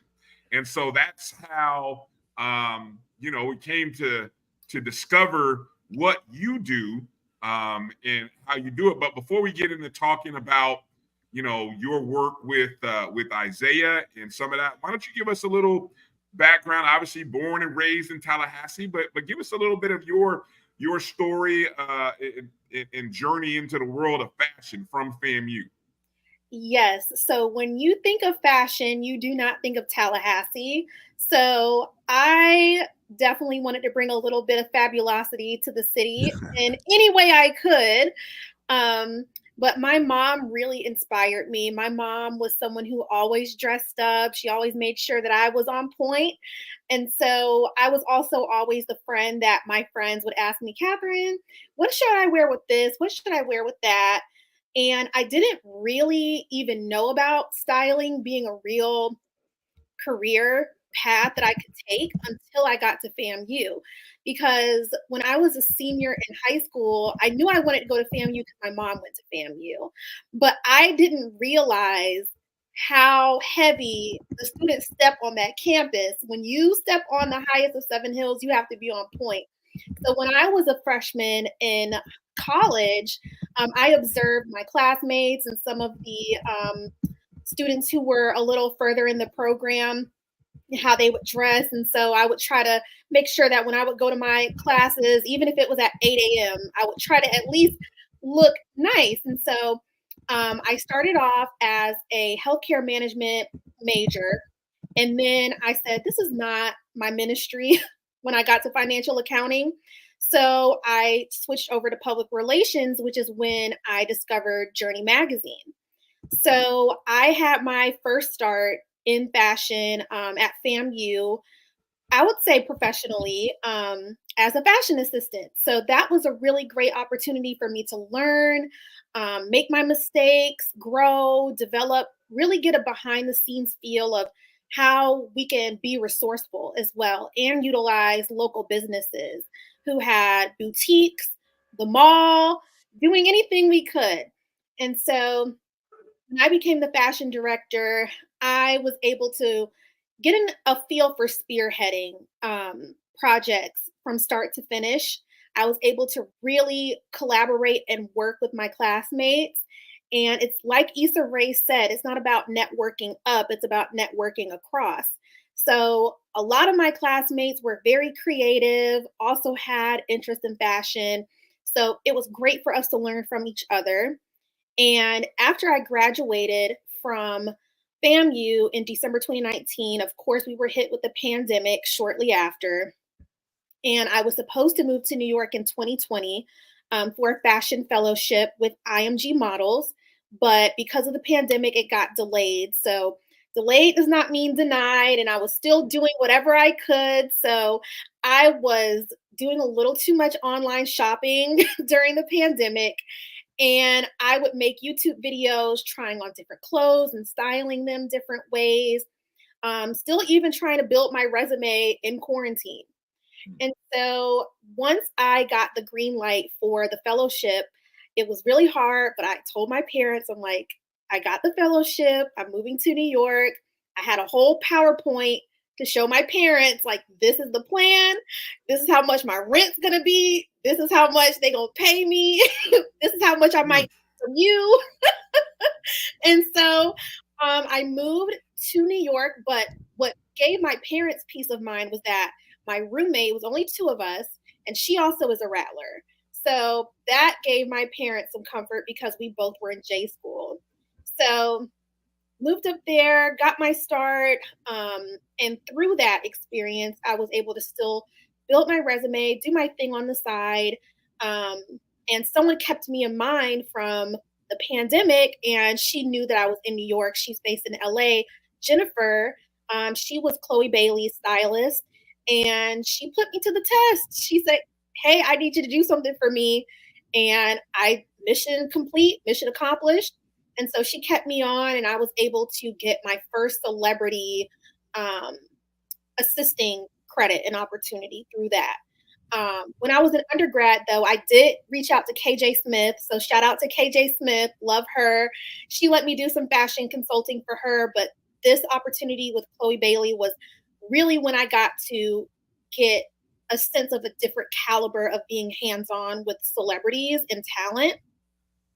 And so throughout my time in New York, I was able to build that experience. And then I started thinking, I'm noticing a lot of athletes doing these tunnel looks. And I feel like this is going to be a good avenue for me. I've always been someone who enjoys amplifying independent designers. I love discovering the latest and newest in fashion. You know, we pay a lot of attention to legacy brands like Gucci or Louis Vuitton or Prada, those European brands that we all know about. But there are so many talented Black designers in fashion who I feel like are really just now starting to get some of that spotlight. So I really wanted to work with someone, and I didn't know where to start. I was based in New York, but I was reaching out to like the Giants, and I was reaching out to some other players on different rosters. But then I was like, let me reach out to the FAMU League. So I shot my shot with Isaiah, and I just really saw how I could come in and not only just put clothes on him, but really actually market him, through his style. A lot of players these days, it's like more than just wearing clothes. You're really sending a message. You're really developing your brand. And it's really easy too, when people think of you, they also associate your sense of style as well. If you think of Cam Newton, you might think of hats with like the top cut out with his wicks, sticking out. And, when you think of some athletes too, you think of their style as well and how it's developed. But I really was inspired by FAMU's own Rachel Johnson. She is someone who really pioneered styling athletes. And she got her start really with pushing the envelope with LeBron James. She's LeBron James' stylist.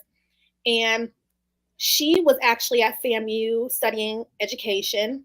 And she's from, I believe, New Jersey. And she was able to really push for athletes to be included in the fashion conversation. So getting him invited to Fashion Week in Paris and sitting first row, and, working with Victor Cruz and just so many other athletes. But she's so much more than that as well. She's a mogul. She has her own company, and just, it really inspires me how FAMU is so involved in fashion. The Marching 100 was at the Louis Vuitton fashion show. We just have so much, our hands in so much in the fashion realm. LeBron James was rocking Kate the Great, FAMU's own custom sneaker that she developed with Nike. So we just have our hands in so much. And I really appreciate Isaiah as well, because it's been a great opportunity for me and him as well. So that's pretty much how I got to here.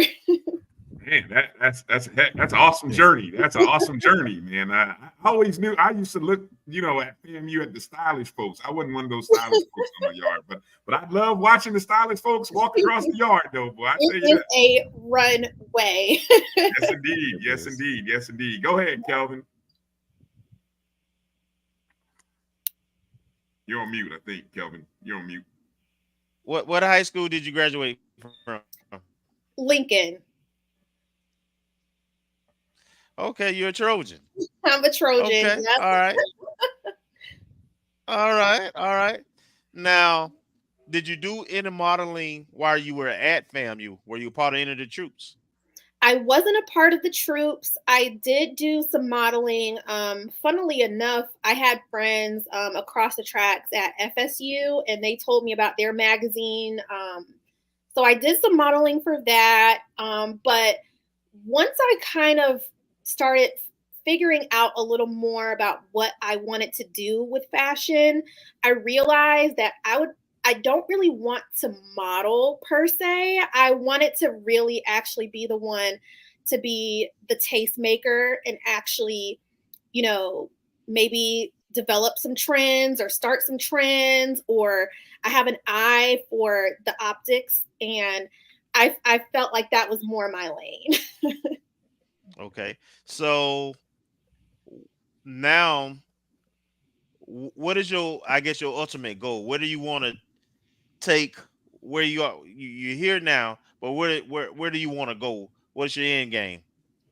So my end game is for me to be able to, I would absolutely love in a perfect world to be a full-time stylist and really be able to do this for myself. But also too, I would love to get to a point where I can come back and say, if there are any students at FAMU who might want to find their footing in fashion, I would love to be a resource for them and perhaps maybe have someone assist me on some projects or, come along with me. It's funny that, in speaking about this, I remember being in the classroom and just thinking about how I wish that there were some fashion opportunities because there's so much more to PR than, just one lane. There's fashion PR. You can even do public relations in the health field. There's just so much you can do with it. And it's not limited to just one thing. So I would love to always just be a resource to my family and also be able to continue amplifying up and coming designers. I hate that I'm forgetting his name right now, but he has the Fear of God Essentials line. Yeah. Mm-hmm. He's from FAMU as well, and he can speak to the students. So things like, and he came out with a homecoming collection as well. It's exclusive to his site. So I would love to actually have a capsule collection. I know that Spelman and Morehouse, they had one with Ralph Lauren. So I would love to actually be able to do something like that. What is a capsule? What's a capsule collection? So it's like a limited edition collection, and sometimes it's a collaboration. So like with Ralph Lauren, they were able to do, it was kind of like a vintage almost theme with their capsule collection, kind of taking it back into the classic era of Spelman and Morehouse fashion. And I mean, it sold out, and people, when it was in stores, the line was all the way down the street. And we see how FAMU shows up and shows out too with the support. When Kate the Great announced that she had a sneaker with Nike, the sneaker store in Tallahassee was, the line was wrapped around. So we show up and show out for the family. Okay. I remember that because I think the Morehouse and Spelman was like a classic 1920s, 1930s look. Exactly. And of course you were talking the Fear of God creator. That's Jerry Lorenzo, who's got that line.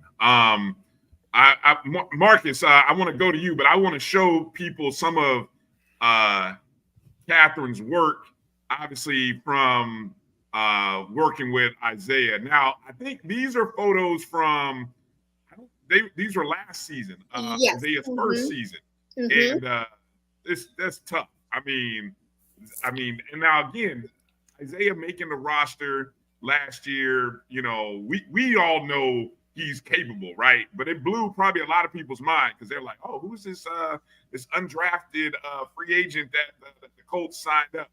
And so, I mean, we all know what he's capable of. And so talk a little bit about some of the style choices and options. And before I get into some of the more recent work, but what's he like to to get ready on game day, and how does that process work with you and him? So because I don't live in his area, we're not able to always do immediate fittings, but I'm someone who likes to be proactive, and I'm very, very meticulous about planning and doing things as much as I can in advance. So when I reached out to him and he was on board with me styling him, the first thing I did was, okay, let me go through his Instagram and just kind of maybe get a sense of his style already. And then I was in my dining room here in Tallahassee, and I was putting together a mood board, and my dad's the football buff. So when I put together the mood board, I was like, the first round of it, I'll say, before I showed it to Isaiah, I was like, Dad, what do you think about this? He was like, it's okay. It's just kind of safe. And I was like, I don't want him to look safe. Like, I need him to really come with it for these tunnel looks. I don't want it to just be, fall flat. And so he's like, maybe add something, maybe a little more color or something. I said, okay. So with the Kid Super look, which is the one where he was wearing the powder blue, like corduroy pants and the Timbs and everything, I was like, all right, my brain, the wheels started turning because that kind of bothered me. I was like, I don't want him to be boring. So I put it together and I was like, oh, I hope he likes this. I hope it's not too crazy, but he sent me some fire emojis and I knew. I said, okay, so he really likes this. So I was able to get the time of when he would be in Atlanta for his game, because the Kid Super look was what he wore in the new year. And then the look, the red look is what he wore to his game, actually the next day after our fitting. So I brought all the clothes with me. And I was able to actually get a couple things sponsored from some brands. So that was really cool. And he loved everything and everything fit. But he is very easygoing. I've kind of started to get a better sense as we continue working together about things that I feel like I know he would like. And so far I haven't struck out. So For sure. Everything's been Rattler approved so far. Because that alumni chat, I start kind of getting a little antsy because I know y'all don't play in that alumni chat on Facebook. No, they do not. Alumni group. Yeah, you know where we stand real quick in that group. Mm-hmm. And these are some of the images from this past weekend. Of course, my beloved Colts were in Jacksonville trying to end the streak. Tough game. Yeah. So, but anyway, at least they look good coming out the hotel, heading to the bus. He looked really good there in the clothing here, and of course that's part of the line here, campus activity. Which you guys can, that outfit right there is available on thecampusactivity.com. You can find, I'm going to go ahead and put the link. I'm going to let Marcus get some questions in while I put the link in the chat. So if anybody who saw Isaiah wearing this, and maybe some of y'all might, you might strive to look as good as Isaiah does. You want to go ahead and rep that. But I'm going to go ahead and let Marcus get some questions in. I'm going to put the link in the chat for everybody. Well, first of all, Ms. Lewis, thank you for joining us. Thank you for accepting our invitation. Sincerely appreciate it. And Bryan took my question a little bit, but I guess I was going to ask, how would you describe your style or your perspective that you select for your clientele? Now, you did tell a little bit about Isaiah and what you selected for him, but in general, what would be your approach for a clientele, whether it's an NFL athlete or someone who's not an athlete? Sure. So with my approach with athletes,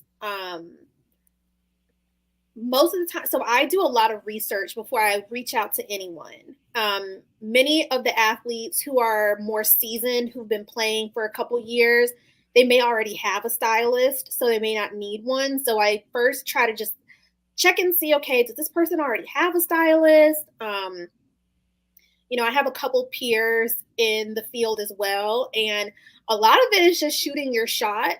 But you don't always have to reach out to like a Russell Wilson or, Travis Kelce. There are other players on the team as well. And there are other sports also. It's not just limited to the NFL.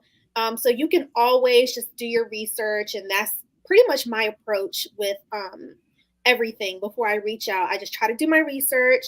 And also when it comes to clientele who are not celebrity or athlete, feel free to always send me a DM, email, let me know that you're interested. Or if I see perhaps like, for instance, I have a classmate of mine. She's into music. I always try to just think about the creatives and the people who I know first. The best way to build your resume is to treat your friends and family like they're the VIP. That's the best way to build your resume. Because if you're someone who's trying to find their footing and you really are interested in styling, but you have no clue where to start, I don't recommend, trying to take the first leap at a professional player if you haven't had that experience in developing. So if you have a friend and she has a birthday dinner coming up, be her stylist for her birthday.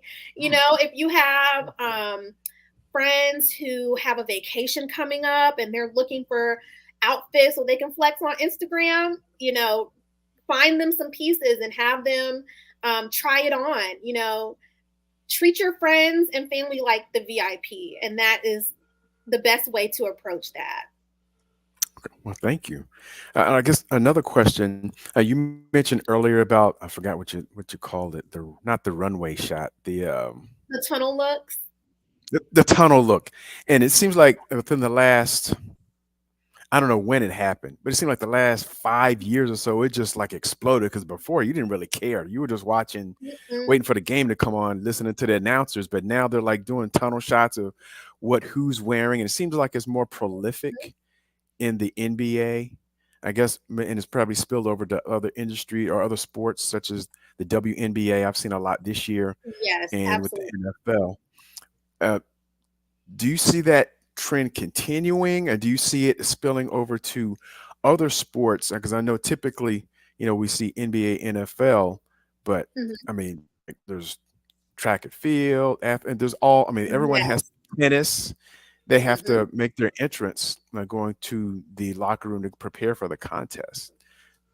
Do you see that continuing, and is there a means through which you can make inroads in that regards to reach out to other avenues? Yes, I definitely see that. And I've also actually seen some tunnel looks with like professional hockey teams. I've seen tunnel looks with soccer players. Even recently, surprisingly, professional bull riding. I've been seeing What? Yeah. They may not do a tunnel, but they want to look good for the rodeos. Okay. So they have the most decked out Western gear. I mean, it is really spilling over to different sports. And a lot of brands are seeing some ROI. That's really why, in my opinion, it is really ramping up, especially with social media incorporated into it and people developing content on TikTok, Instagram. People are really starting to see players in a way that's their mood board. They see an athlete that they identify their style in and they're like, oh, I can find a dupe of this on this website, but I really like how he puts this outfit together. Or a brand may see every time Travis Kelce wears, I don't know, I'll say Nike, I don't know, for lack of a better example. Every time he wears this shoe or when he wore this shoe for his tunnel look, it's sold out in seconds. So I think a lot of brands are also really loving these tunnel looks as well. With the WNBA, I've been seeing a lot of more accessible brands as well. For the ladies, I've been seeing a mix of streetwear. I've also been seeing a mix of a little more business elevated looks. Like I've been seeing a mix of different things as well. I would love also too, on a sidebar, one of these days, like, I don't know if it'll be for a red carpet. I don't know if it'll be for a tunnel look, but I would love to put Isaiah in a nice tailored suit for one of his occasions. That's like one of my goals. I want to put him in a tailored to perfection suit. I want to see more suits. Okay. And just as a quick side note, I mean, this is not a question for Miss Lewis, but I'm nowhere near any kind of athletic endeavor or anything. But in the last year or so, I changed jobs, not necessarily careers. And my wife was like, "Well, we need you to dress for where you're going." So she actually hired someone up where I am to do the wardrobe consultation and kind of cleaned out some stuff and brought in some stuff. So it's not, I want to say it's not just for the athletes, but it gives you a different feel, gives you a different look, allows you to establish a different style and to project a certain thing. So the role I was going to is more of a management role. So I had to, get rid of some things and put some things in, but still maintain some degree of style. So it was really worth the effort. So I would encourage anyone who's thinking about it to invest in Miss Lewis, provided she has the time and availability. But just the wardrobe stylist in and of itself, refreshing your wardrobe and perhaps projecting a different image depending on where you're intending to go. It's funny you said that, Marcus. I've seen even teachers, us teachers have those traditional wears, but I'm starting to even see teachers doing stylish things on TikTok and social. Well, I'm not on TikTok, but Instagram. So it's really interesting, and all of that, Kathryn, is spun off of the old-fashioned red carpet that is traditional with. We associate the red carpet with movie awards, right? Mm-hmm. And so, I've seen you've been at the NFL honors, and so it's just it really has become this big thing in sports where guys are really being recognized for their outfits. I want to give you an opportunity to kind of once again let people know about the merchandise or the campus activity, because again, the idea, which I find great, is you have Isaiah dressed here, and then the next day, boom, guess what's on sale? Boom, right here. It's genius. It's genius. So I want to give you an opportunity to kind of talk a little bit about that and maybe anything else that you want to shout out and let Rattler Nation know about. So I'll try to keep this as brief as I can, but I have to also give Josh Padilla a shout out, because my PR brain was thinking after speaking with my mentor, and I had this idea that I would love to invite FAMU Athletics to get an exclusive behind the scenes look at Isaiah's fitting. It was FAMU's birthday, it's homecoming month. I'm like, this is the perfect time to really amplify our Rattlers, because we're the trendsetters. We have to continue to set the tone. And so I talked to Josh about it, and he sent the amazing TK to Jacksonville. Mm-hmm. So he came to Jacksonville, he filmed the fitting and edited it same night. We were able to post it on Instagram. And as far as the shirt, Mickey Yant, she is the CEO and creator of Campus Activity.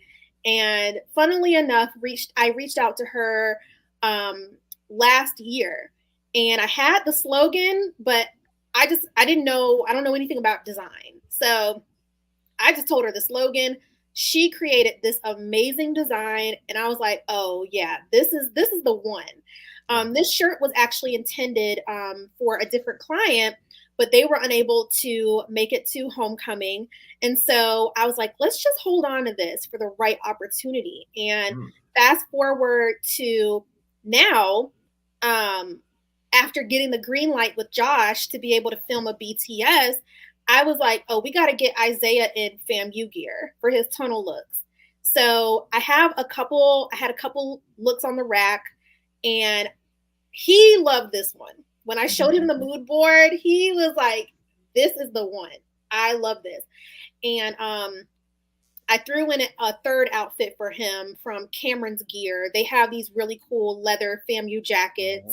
Yep. And so I was like, can I pull one of these? And they agreed to let me pull one of the jackets just so I could bring it with me. And we did the fitting. It went exceptionally well. And then he debuted this look. And when I tell you, my DMs, Mickey's DMs were going crazy. Like, when can we get this shirt? And so Mickey was like, let me hurry up and get my website back up so we can get this shirt on there. Because when her mom dropped it in the FAMU Facebook group, the FAMU alum Facebook group, it went viral in the group, like viral. Everybody was in the comments like, link now. Where's the link? So Mickey was on it. So now the shirt's available for pre-order. But oh my gosh, this was a true collaboration. This was a true creative collaboration. All I had was the slogan, but Mickey had the visuals and she had the design. And so when we came together, we really, really were blown away by the response. I knew people were going to like the look, but I didn't expect it to really go crazy how it did. So this was truly a team effort from Josh to TK to Isaiah to Mickey. I mean, all of us truly came together, and it was all within the FAMU. So if anyone ever thinks that you have to just, aspire to, things that may seem like, I don't know if this is the right space for me. Look within, look next to you, look at your classmates, look at, the people who are in your vicinity who also are creative. Work with them and you'd be surprised what you can come up with. Well said. Well said. Well, again, Kathryn, let people know where they can find you. If you guys haven't been paying attention, I know we retweeted, and posted it earlier, but I want to let you give the social media handles where people can reach you and find you. And we look forward to seeing the next collab that you and Isaiah, or maybe even some other celebrities and athletes. Yes. Someone asked if I plan to reach out to Bell or Smith to expand my athlete styling. Tell them to check their DMs, because I have definitely tried to get at them as well. I'm trying to style them all. So, tell them to check their DMs. I would be very happy to style them also. But you can find me on Instagram and Twitter at Katmarlew, which is KATMARLEW. And feel free to follow me. If you have that Rattler in your bio, especially on Twitter, I'll follow you back. Indeed. And there it is, Katmarlew, right there again. You can find on socials. And again, of course, Kat, we appreciate you coming in and joining us. Awesome work that you do. It really is cool seeing this side, and I think that's kind of that. It's interesting. Marcus does a great job of planning and putting all this together. We're just the talking heads here. Marcus is the planner of the group. So, I mean, this great merging of the digital media space and then the fashion and everything that goes into it, letting Rattler Nation see that we are everywhere and we're doing some awesome, great things. And so we appreciate you. And any time that you have something that you want to promote or talk about, you are family with the O&G. So you got a spot. Anytime you want to come in, all you got to do is reach out. We follow each other and you follow the show, all that stuff. And so, just reach out. Let us know. Okay. Thank you so much. It was a pleasure speaking to you all. Thank you so much for having me. I look forward to talking to you again. Yes, indeed. Thank you. Now, are you based in Tally or are you based in Atlanta? I am based in Tallahassee. Yes. Okay. Okay, so you be at home. Are you working on anything big for homecoming, or are you kind of keeping that close to the vest? I might have to keep that one a little close to the vest. Okay. All right. I just had to ask.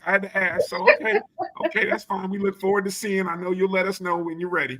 I know one thing. I need for like LeBron to come to one of our homecomings. I would love to have LeBron. You know, we have Shaquille O'Neal's son playing basketball at FAMU now.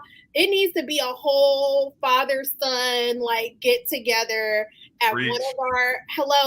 Listen, if anyone needs a consultant, I can put my PR hat back on too, and we can see what we can do. But I would love to have the James family at one of our homecomings. I think that would be epic. And if I can style them, even more epic. There you go. We're going to keep talking it into existence. It's coming. Yes. I think it's coming. I just got a good feeling. One of these is coming. So, all right. Hey, thank you, Kathryn. Be well, and we look forward to seeing what's next. All right? All right. Thank you so much. All right. Bye-bye. All right. You guys are awesome. Good job, awesome Marcus. Stuff. Yeah, Marcus. Oh, thank you. What? Marcus?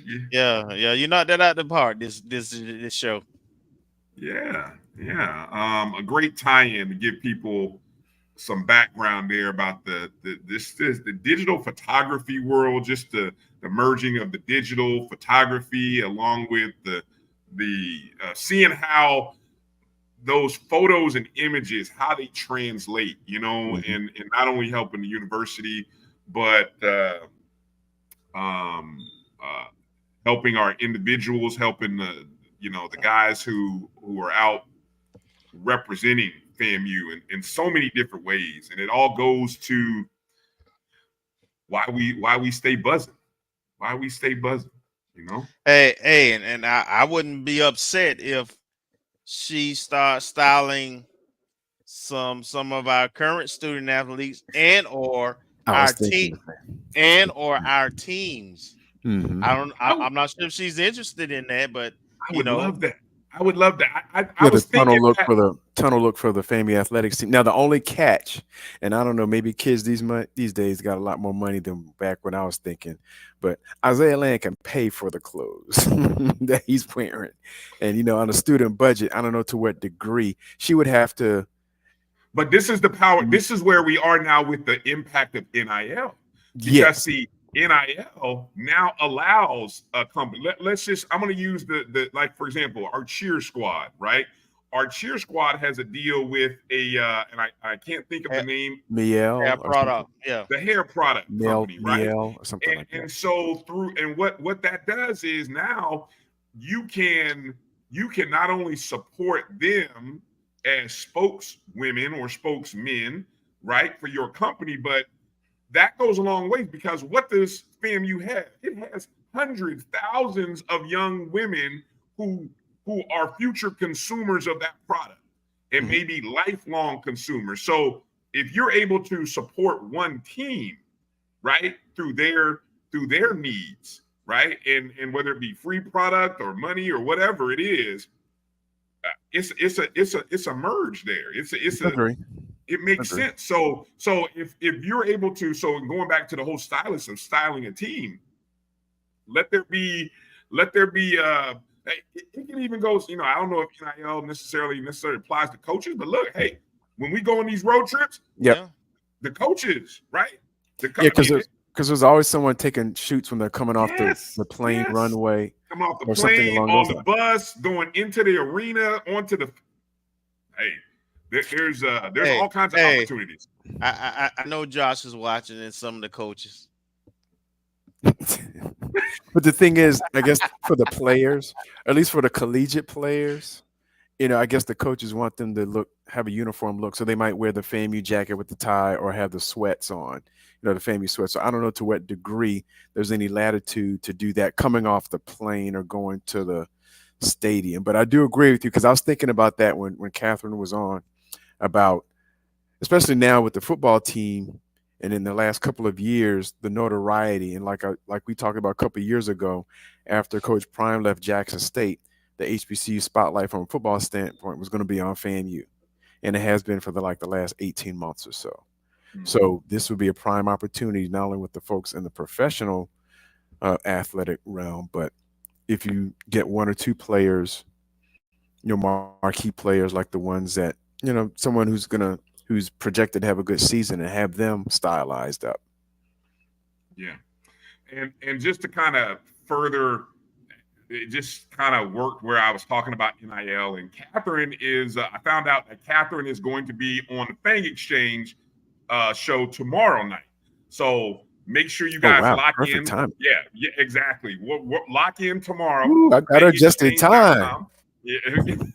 Well, yeah. I mean, look. So Kathryn will be there. Get scooped. Fang Exchange on YouTube. Ashley and I don't know how many other folks will be on with Ashley, but I know Ashley and the Fang Exchange team will be doing their show tomorrow. I know Kathryn will be a part of that show. And hey, there might be some more info. And I know, like I said, as it relates to NIL, there's that's the group that has the access and has the opportunities and has the athletes. So I mean, and we have some very forward-thinking, fashion-conscious student athletes already that we know of. So it's a great opportunity. So you guys make sure to check Fang Exchange out tomorrow night. I believe it's 9 Eastern, 8 Central. It'll come on right after Fangs Up podcast. Keith will do his show, I believe, at 8 Eastern tomorrow, and then if you stick around for Fang Exchange. All right. So can we? Since this is a heavy show, we got some great women that we're talking about. Let's talk about we like talking about champions. So let's kind of talk about a champion for a minute. Hold on. Yeah, I got to talk. We like talking about our ladies who are doing big things, but more importantly, we like to talk about champions. And that young lady right there, she's already a champion, but now she might be or is already going into the SWAC season as the preseason number one of the number ones. And that is none other than Sarah Rakim, who over the weekend in Huntsville, Alabama, she won the SWAC preseason tournament, the individual. Yeah. Individual. Yeah, go ahead, Kelvin. Go ahead. She won the fall season tournament that they just had over the weekend. I think she won 3 matches and was the tournament champion. So picking up where we left off. Mm-hmm. And I guess she's also, I'm assuming, the presumed, I don't know what you call it, number 1 spot on the tennis team now. Well, I think she was number 1 the last 2 seasons, if I'm not mistaken. She might have been number 2 last year. Either 1 or 2. Mm-hmm. Last year, I think she was 1 2 years ago. And I think one of her teammates had kind of challenged her for that 1 spot last year. But, yeah. Very good. Good showing in the preseason. So hopefully it bodes well for the rest of the team, for her and the rest of the team. Yeah, so Sarah, by winning the fall tournament, advanced to the ITA Conference Masters, which will be November 7th through the 10th in Rome, Georgia. So I think in terms of the fall schedule pretty much has come to an end. I know they had at least 1 match that was canceled due to weather, but yeah, everything else is sort of wrapped up. And I would imagine that she will go in probably a preseason all SWAC, player of the year candidate. It'll be interesting to kind of see where the team goes, because I know we have we've kind of performed well in a couple of the HBCU tournaments in the fall, even the SWAC tournament, but I know it seems like some other schools like Prairie View and Jackson State have also performed well. So it's going to be another shootout again, right? Which I think those two are 2 programs who have been on our heels or that we have challenged the last couple years in the SWAC. Am I correct on that? Jackson and Alabama State more, not necessarily Prairie View. Okay. I knew Jackson was one of them. Okay. Well, good stuff. Congratulations to Sarah. Let's stick to our volleyball while we're still on our women's sports programs. Our volleyball team took care of business over the weekend. So going back to a weekend series where they took on Alabama State. I'm not even gonna lie to you. I was shocked. I was a little surprised because the last 2 seasons we have been in some dogfight matches with Alabama State. So, you know, it was really great to see that we swept them 3-0. I expected us to sweep Alabama A&M, which we did. But so we continue our winning streak in Lawson Center. No losses in Lawson. No losses in Lawson. So prior to today's match against Bethune-Cookman, as you can see, Lady Rattlers are sitting, you know, well, at that time, prior to today, they were on a 5-game winning streak. The only plus 500 overall record team in the conference going into today. And then, of course, today we had a midweek match against Bethune-Cookman. Took care of business 3-0. You know, so that's light work. Light work, yeah. No losses in Lawson. I was able to go and watch the entire match and make it back for the show. What is that? Hour and 15 minutes, I think I saw was the official time. That sounds about right. From first serve to the last. That's pretty good work. It's pretty good work. How was the crowd, Kelvin? Because I know that was a big thing that I saw Gerald Thomas put an article out. It's been a big talking point about improving the attendance. How would you evaluate the attendance? It was better. It was better because I think their outreach to the students helped out because there were more students there. It was one of the bigger crowds I've seen outside of when we hosted Bethune and Gaither about 2 or 3. No, that was about 4 or 5 years ago. But yeah, it was a very solid crowd, very very nice crowd. I was glad to see it because the young ladies they deserve it. They're doing well. They have a shot, you know, if they can win the tournament and get to the NCAA. I think this team has a shot of potentially, depending on where they get sent, of winning a match in the NCAAs. So, you know, I was glad to see it. Yeah, I know we are such a deep squad. We've been noticeably missing a couple of starters that we would call starters, you know, and so we're still, you know, don't have official word on, you know, why we haven't seen a couple of our starters, but the fact that the team continues to sweep opponents speaks highly of the depth. And I was just looking at the total match streak right now. We're on a, if you include the last game of the Jackson State match, which was the opening game of the SWAC schedule, we have won 13 straight games. So, you know, obviously winning the 5th set versus Jackson State, and then 3-0 versus Valley, 3-0 versus Alabama State, 3-0 versus A&M, and 3-0 today. And coming up this weekend, Sunday and Monday. Yeah. 2 more matches. Sunday against Southern, 1 p.m. Eastern. So great opportunity for those of you in the 850 to get over and go support. Hopefully we can get another good crowd of students to also attend the game. And then Monday night, 6 o'clock against Alcorn State.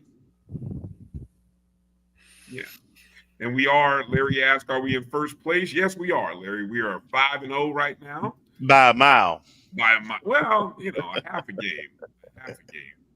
But no, we got a full game. Well, now it's a full game. You're right. Now it's a full game. This was the standings going into today. So now we're at 5-0. Prairie View is sitting at 4-1 now. Yeah, we it's 2 games with Jackson State and Bethune because we've got head to head. Right, exactly. Edwin says I should go to the Southern game. I don't know. I believe they it's a cluster this week. I think everybody's here. Oh, really? Yeah. I know that Bethune. Would mean, I know Bethune and Southern is here. So it is a cluster then. Yeah. If Bethune is in town, then definitely. Well, they had to play us anyway on a Wednesday, but yeah, if you look at that schedule, I believe there's a cluster here. Sunday. Okay. That's why it's Sunday and Monday. Okay. That makes sense. Good stuff. All right, good stuff. All right. Mike Road Dog Reed was in the house. He was. No excuses this weekend. Mike says they got to get it done. Yes, indeed. He's talking about attendance. Yeah,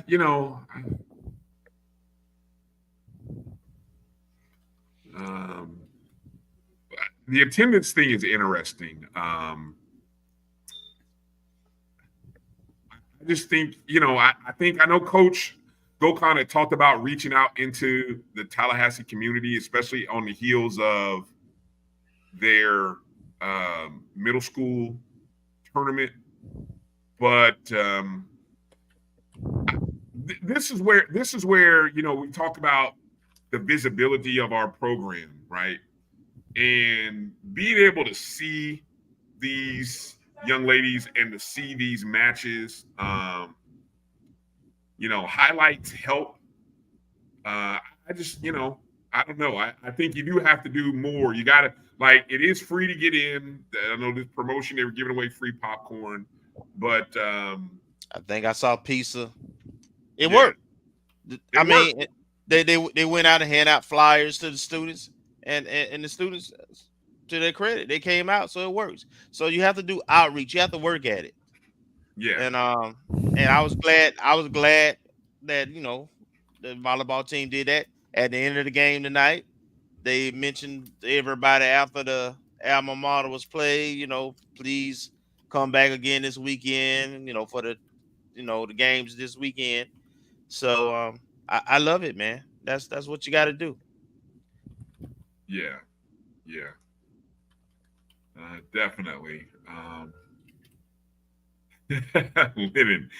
Lennon, we're just wrong show. We can't help solve y'all problems at Norfolk State, Lennon. Sorry.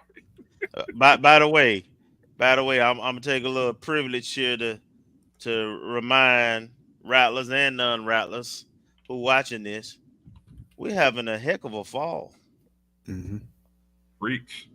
Our athletic programs are rolling. Everybody's winning. We just talked about tennis. We just, our cross country, with light meets, with light teams doing well. Of course, football is undefeated in the SWAC. So we're very optimistic. We talked about tennis, volleyball. We're very optimistic with basketball starting in a few weeks. So Rattlers doing big things.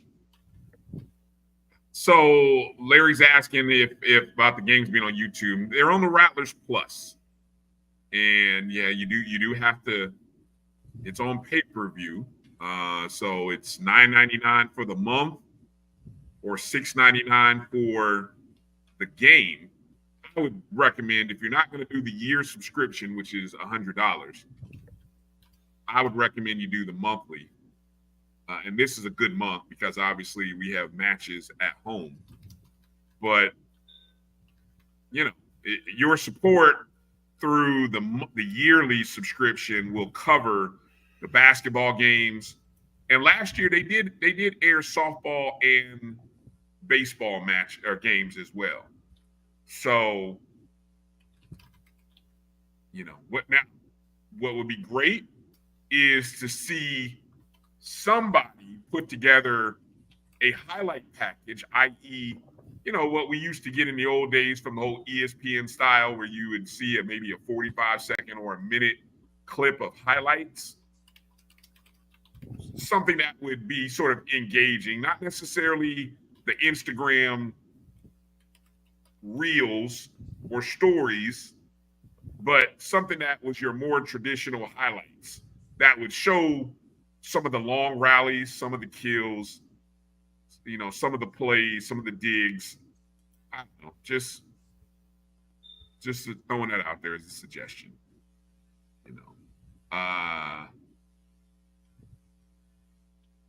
Yeah, Hollow said it's only $10. Yeah, $10 a month. Basically, that's a good deal, honestly. Jens P said this is the healthiest FAMU athletics that she can remember since the late 90s. What do you think about that, Kelvin? I kind of agree. Yeah, with all the sports winning at the same time. Yeah. That, the glory days, the glory years. The golden years. Yeah. For us, For us, right. Yeah, for us, for our generation. Yeah. Yeah. So, does it translate? Yeah. Does the money is the money? And I know that's a big talking point about fundraising efforts and organizations. With that basketball season tickets, my understanding, should be going on sale Monday, I think. Ooh, that's good. Yeah, that's great timing. Great.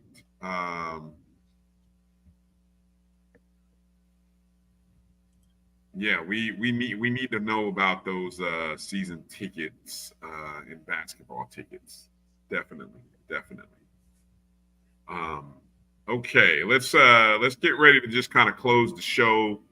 I think we can just kind of a quick recap and look back at the SWAC.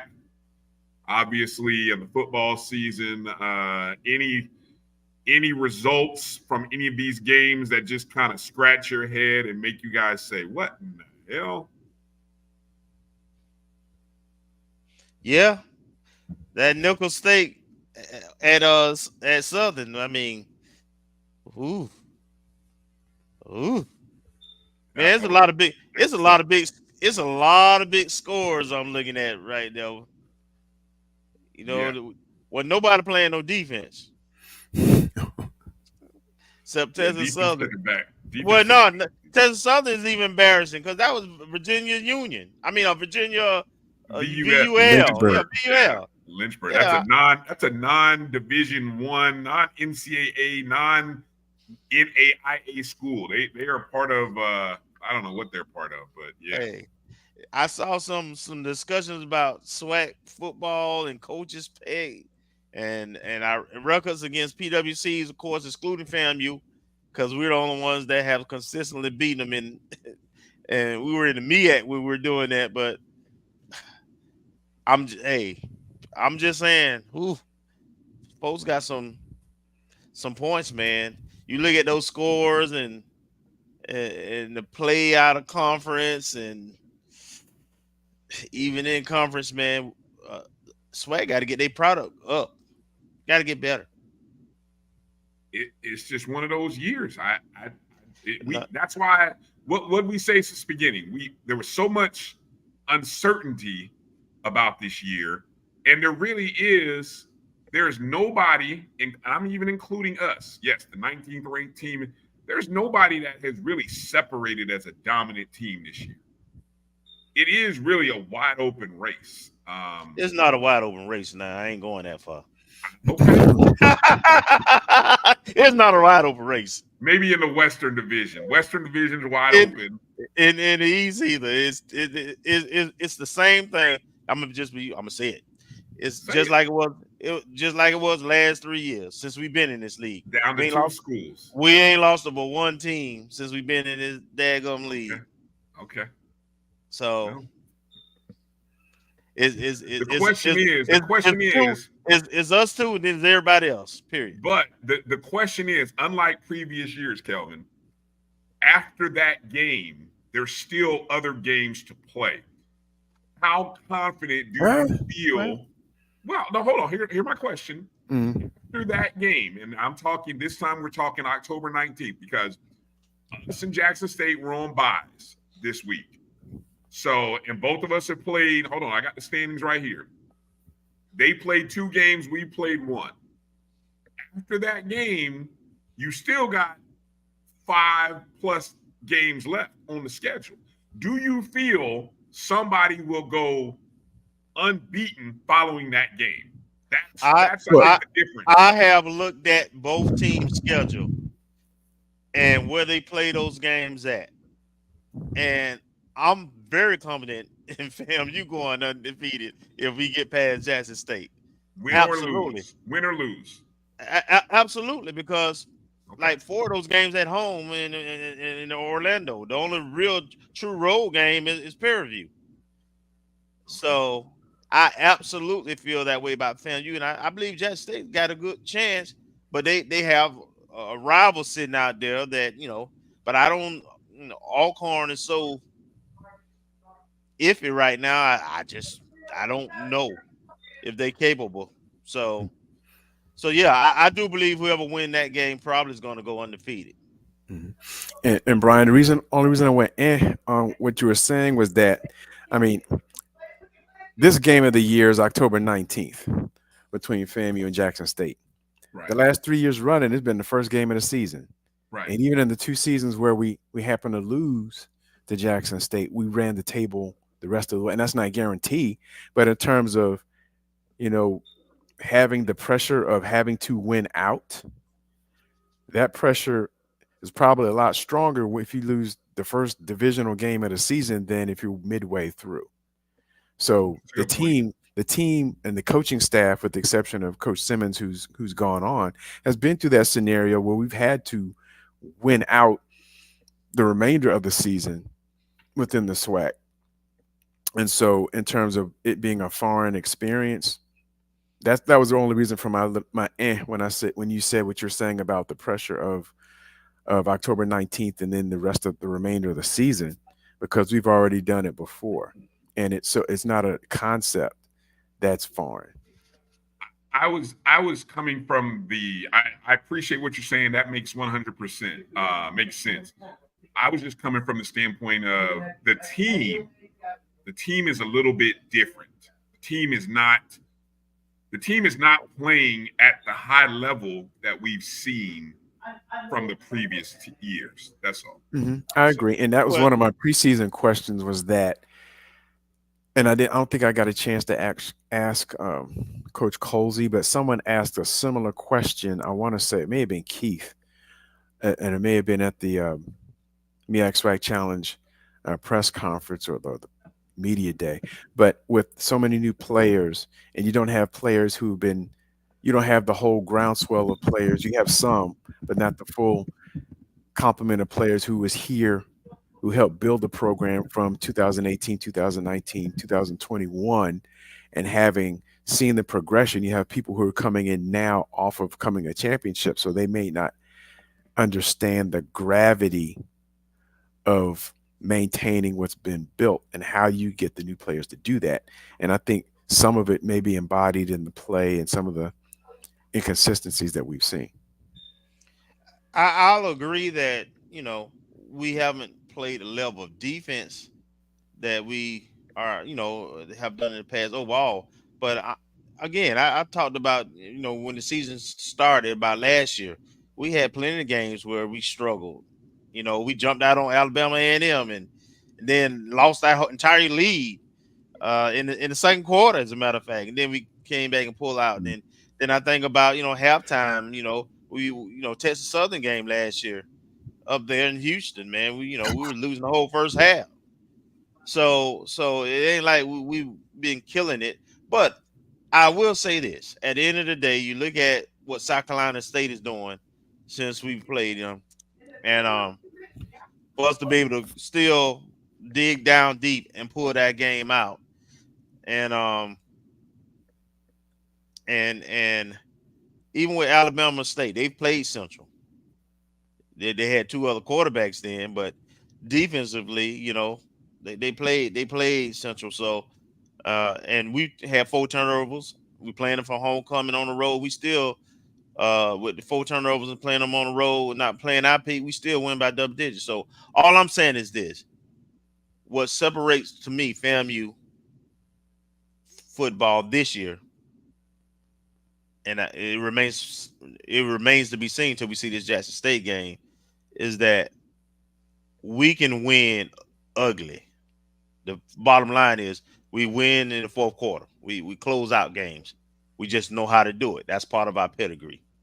And nobody else can say that right now. We just don't do it with style. All right. The upcoming SWAC schedule starts on Friday night. We'll get a chance to see what Prairie View looks like traveling to UAPB, a team that is capable. I think a lot of people think they are capable of beating somebody. They had a lead on Alcorn, and Alcorn ended up coming back to win that game. And the big story out of that game, the young man who was injured is doing better. Is walking, and so there was a scare in that moment of the game, but he is doing better.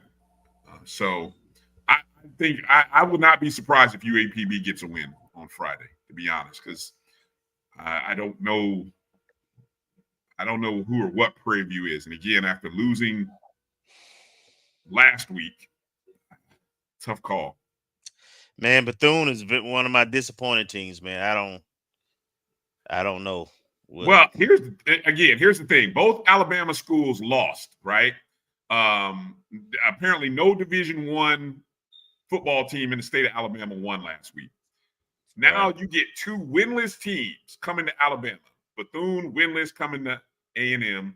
Valley winless coming to Bama State. So, both of those schools looking to get back on track.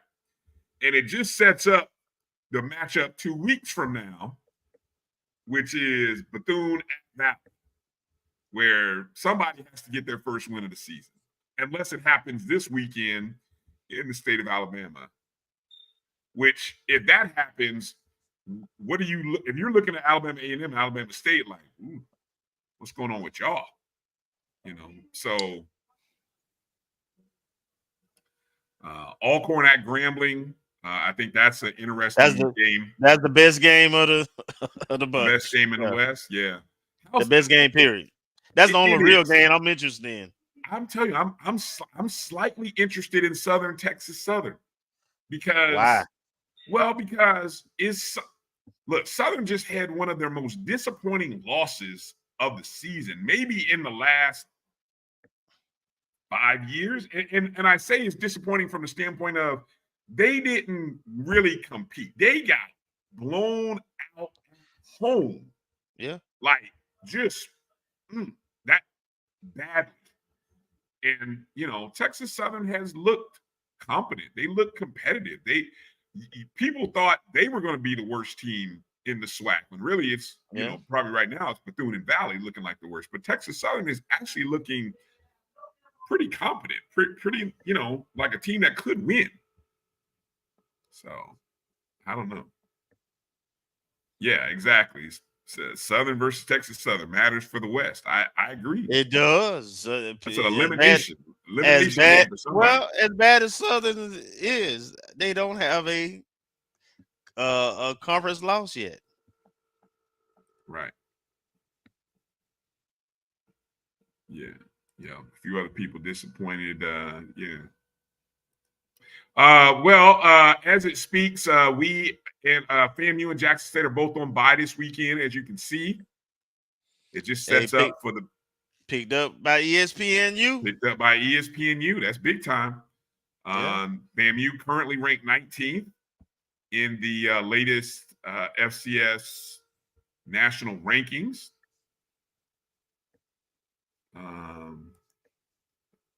So all eyes. I put a poll out just to kind of see whether folks were making plans to travel. Right now, only about 36% who have responded have said yes. 21% still undecided. That means almost 43% are saying no right now. That's Come on, scary, Rattler man. Nation. Come on, Rattler Nation. This is the biggest game of the season right here. This is the game of the year. We got to be there in Jackson for this one. We got to find a way. If you go to no other road game outside of the state of Florida, this is the one. And I know I'm saying a lot after people just went to Alabama State, but come on, we got to be there for this one. In my opinion. Yeah, yeah, I'll be there. Yeah. Come on, Bryan. Come on, Marcus.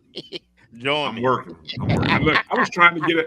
Hey, I was working with. I was trying to see if we could get to do the radio broadcast, but it's so much. I guess so much media already planning on being there that they didn't have any. Oh wow. Extra space. Yeah, really, they didn't have any extra space for us to be able to set up to do a radio broadcast. So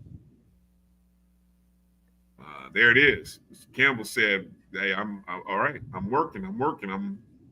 Got to get some ducks in a row after this hurricane thing, but I'm working on it. I'm gonna go ahead and put the press credentials in anyway, Kelvin, so that way we're at least covered from that standpoint." Yeah, I'm riding the charter bus. Which bus are you riding? It's one out of Tallahassee. Is that the same one that's starting in Jacksonville? No. It's a different one? Yeah. You have to send me some details on that. I'm about to look. I may have to join in on that.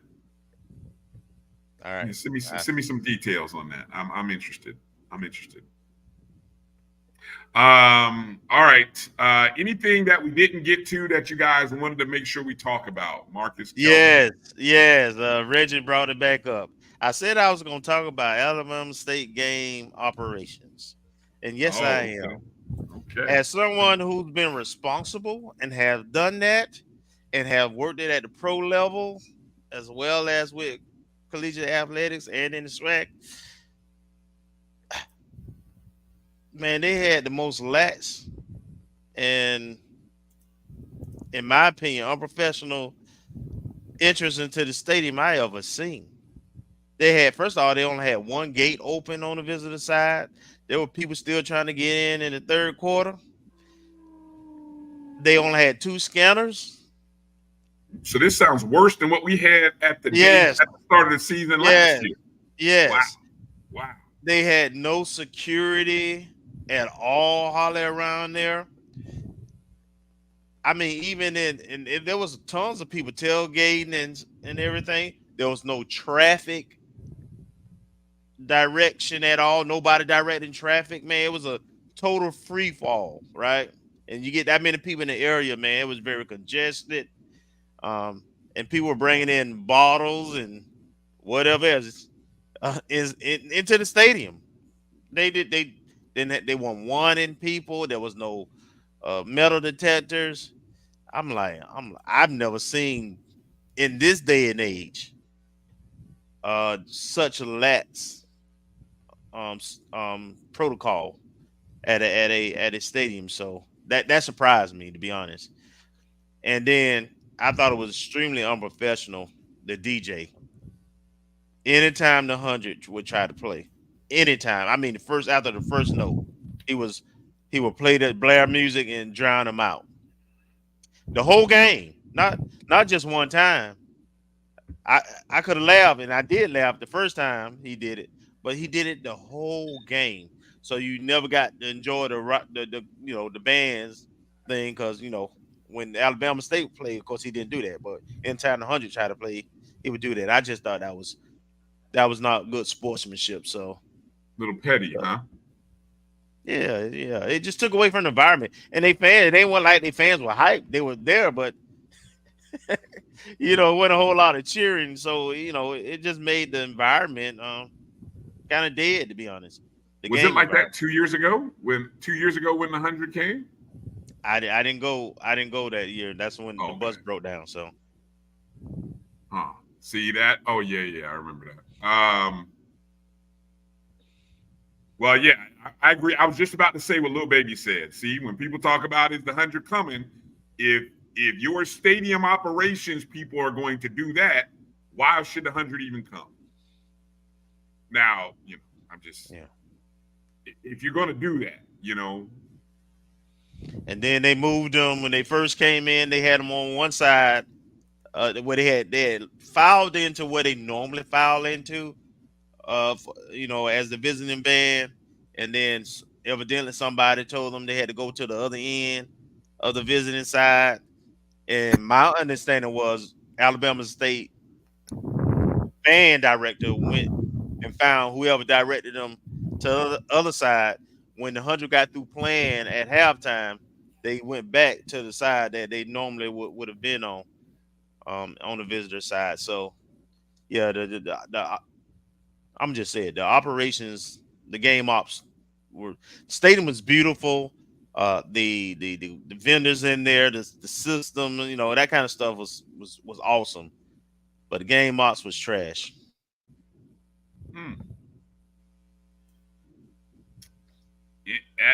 That's interesting and disappointing to hear, because I think a lot of people have a lot of positive things to always say about Alabama State and how they do things. So I don't know.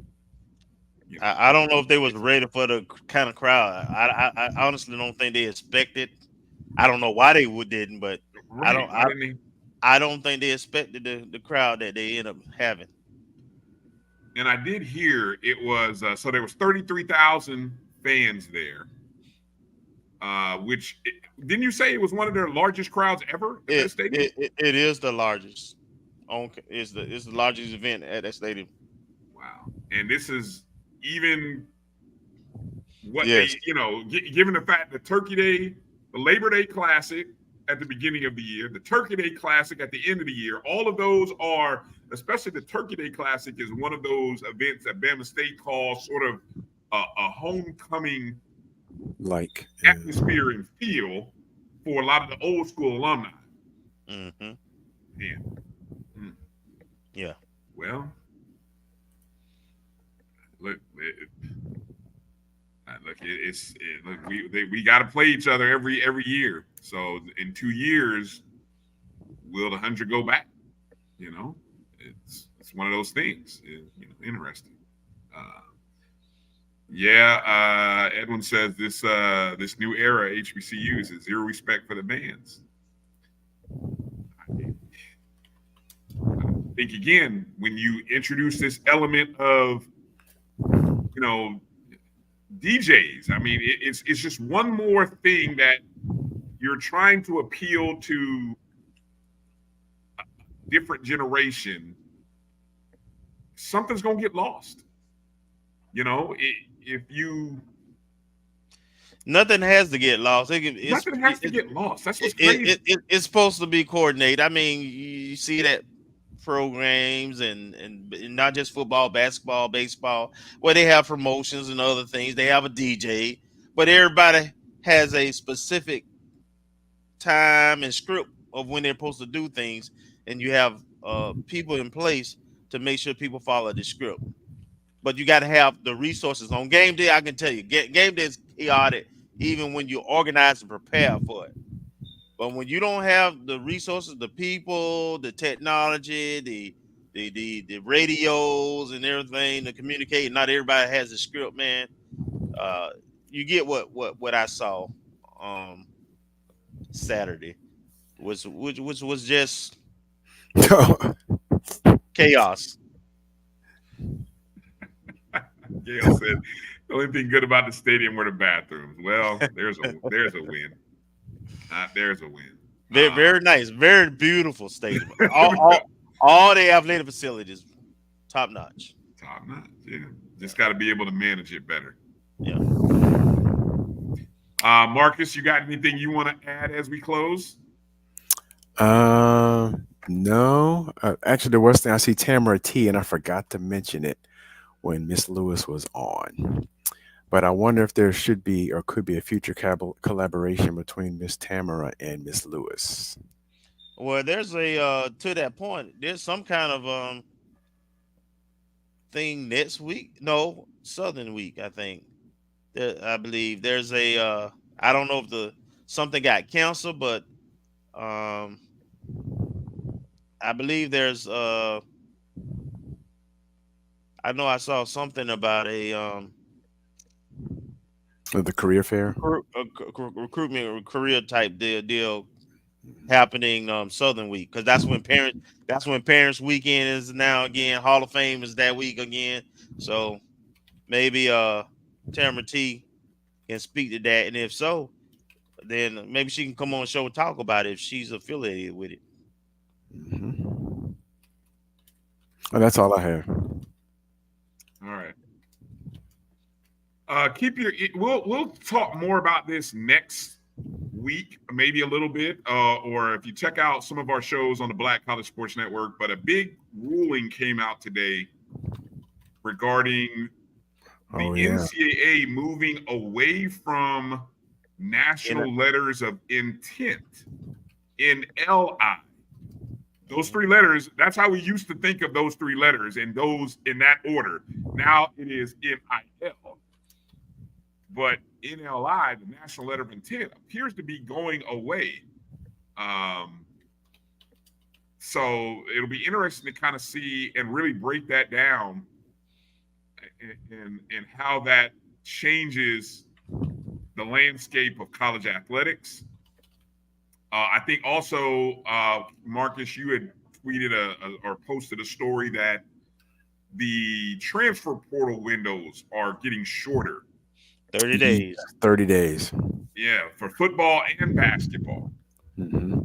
And football, I think it's supposed to, I forgot, I just sent the tweet out, but I know basketball is going to be the second week of the tournament. The window opens. And football, I want to say December 9th. So it's like a week or so before the first bowl games. So there's going to be a lot of changes, a lot of adjustment that they're going to have to do. And I'm curious to see how this NLI thing works. I mean, I guess before is a binding agreement, and also saw something by a tweet. I think it's by the same person who works for On3, Peter somebody, I've forgotten his name, was saying that the NCAA is considering the proposal of as soon as someone enters the portal, well, that you can sign someone while they're in the portal. So if you enter the portal, you can sign. So there might be some type of truncated process. And I don't want to cause panic or convolute anything by not having all the full details, but it sounded like it's a step change from what we're doing now. So there's a lot of changes coming. The tweet from On3 Sports first started with the NCAA D1 committee has officially shortened the transfer portal windows from 45 to 30 days. College football is from December 9th to the 28th. And April 16th through the 25th. So it's interesting, the 16th to 25th usually falls within some teams' spring practices. Right after. Well, yeah, it depends on who you are. But I know, well, it'll be interesting to see if teams move up their spring practice. Do they move them so that they are done before the 16th of April? Yes. Yeah. The smart ones will. The smart ones will. Right. Exactly. So that way you don't lose people in the middle of your spring practices. And plus it gives you that evaluation time as well. For college basketball, it says that the college basketball portal will open after the second round of the NCAA tournament, which the second round is the old school round of 64.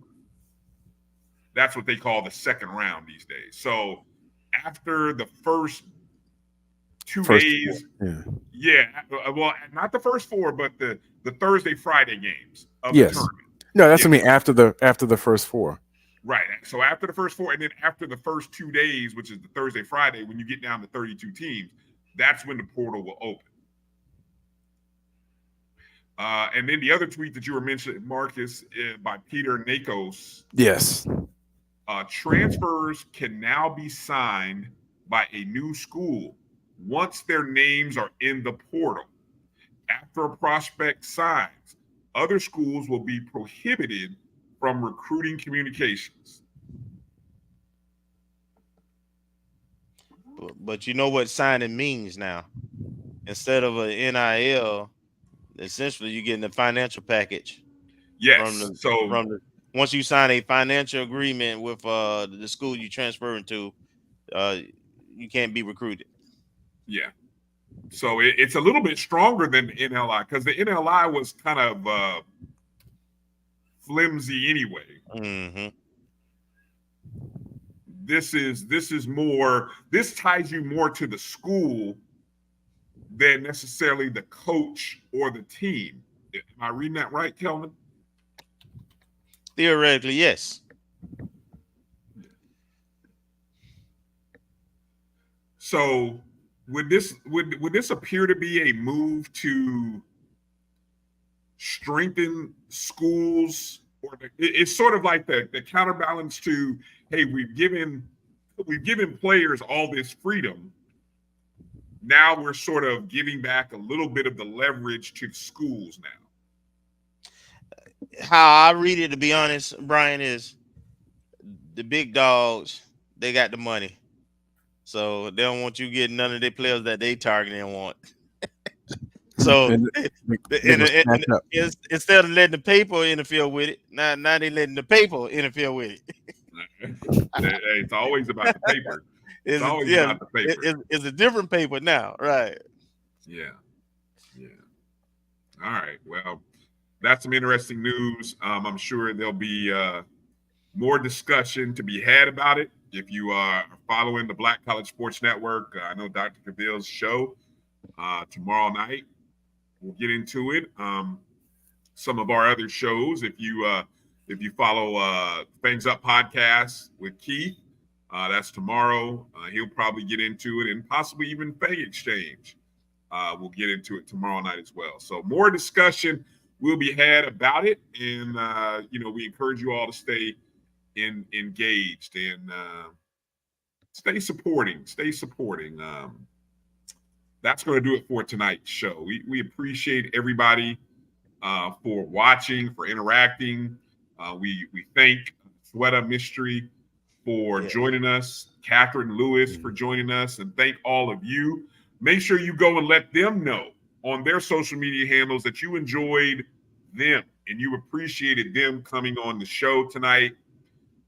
It just helps out whenever we get guests that you guys who watch and support us. So we just appreciate it.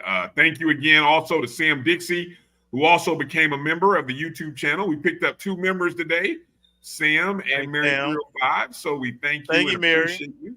Yeah, definitely. If you were interested in supporting, just go ahead and become a member there of the JBN YouTube channel.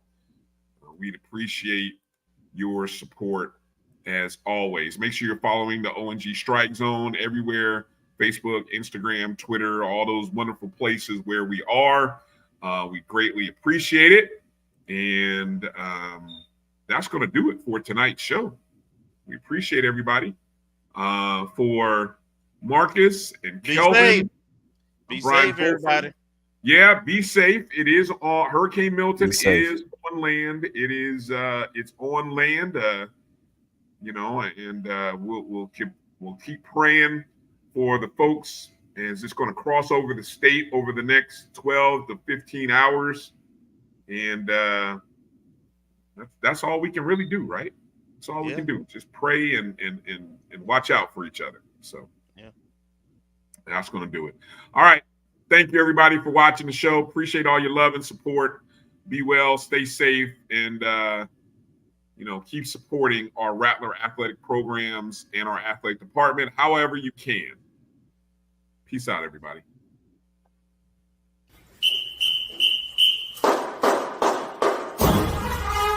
Oh,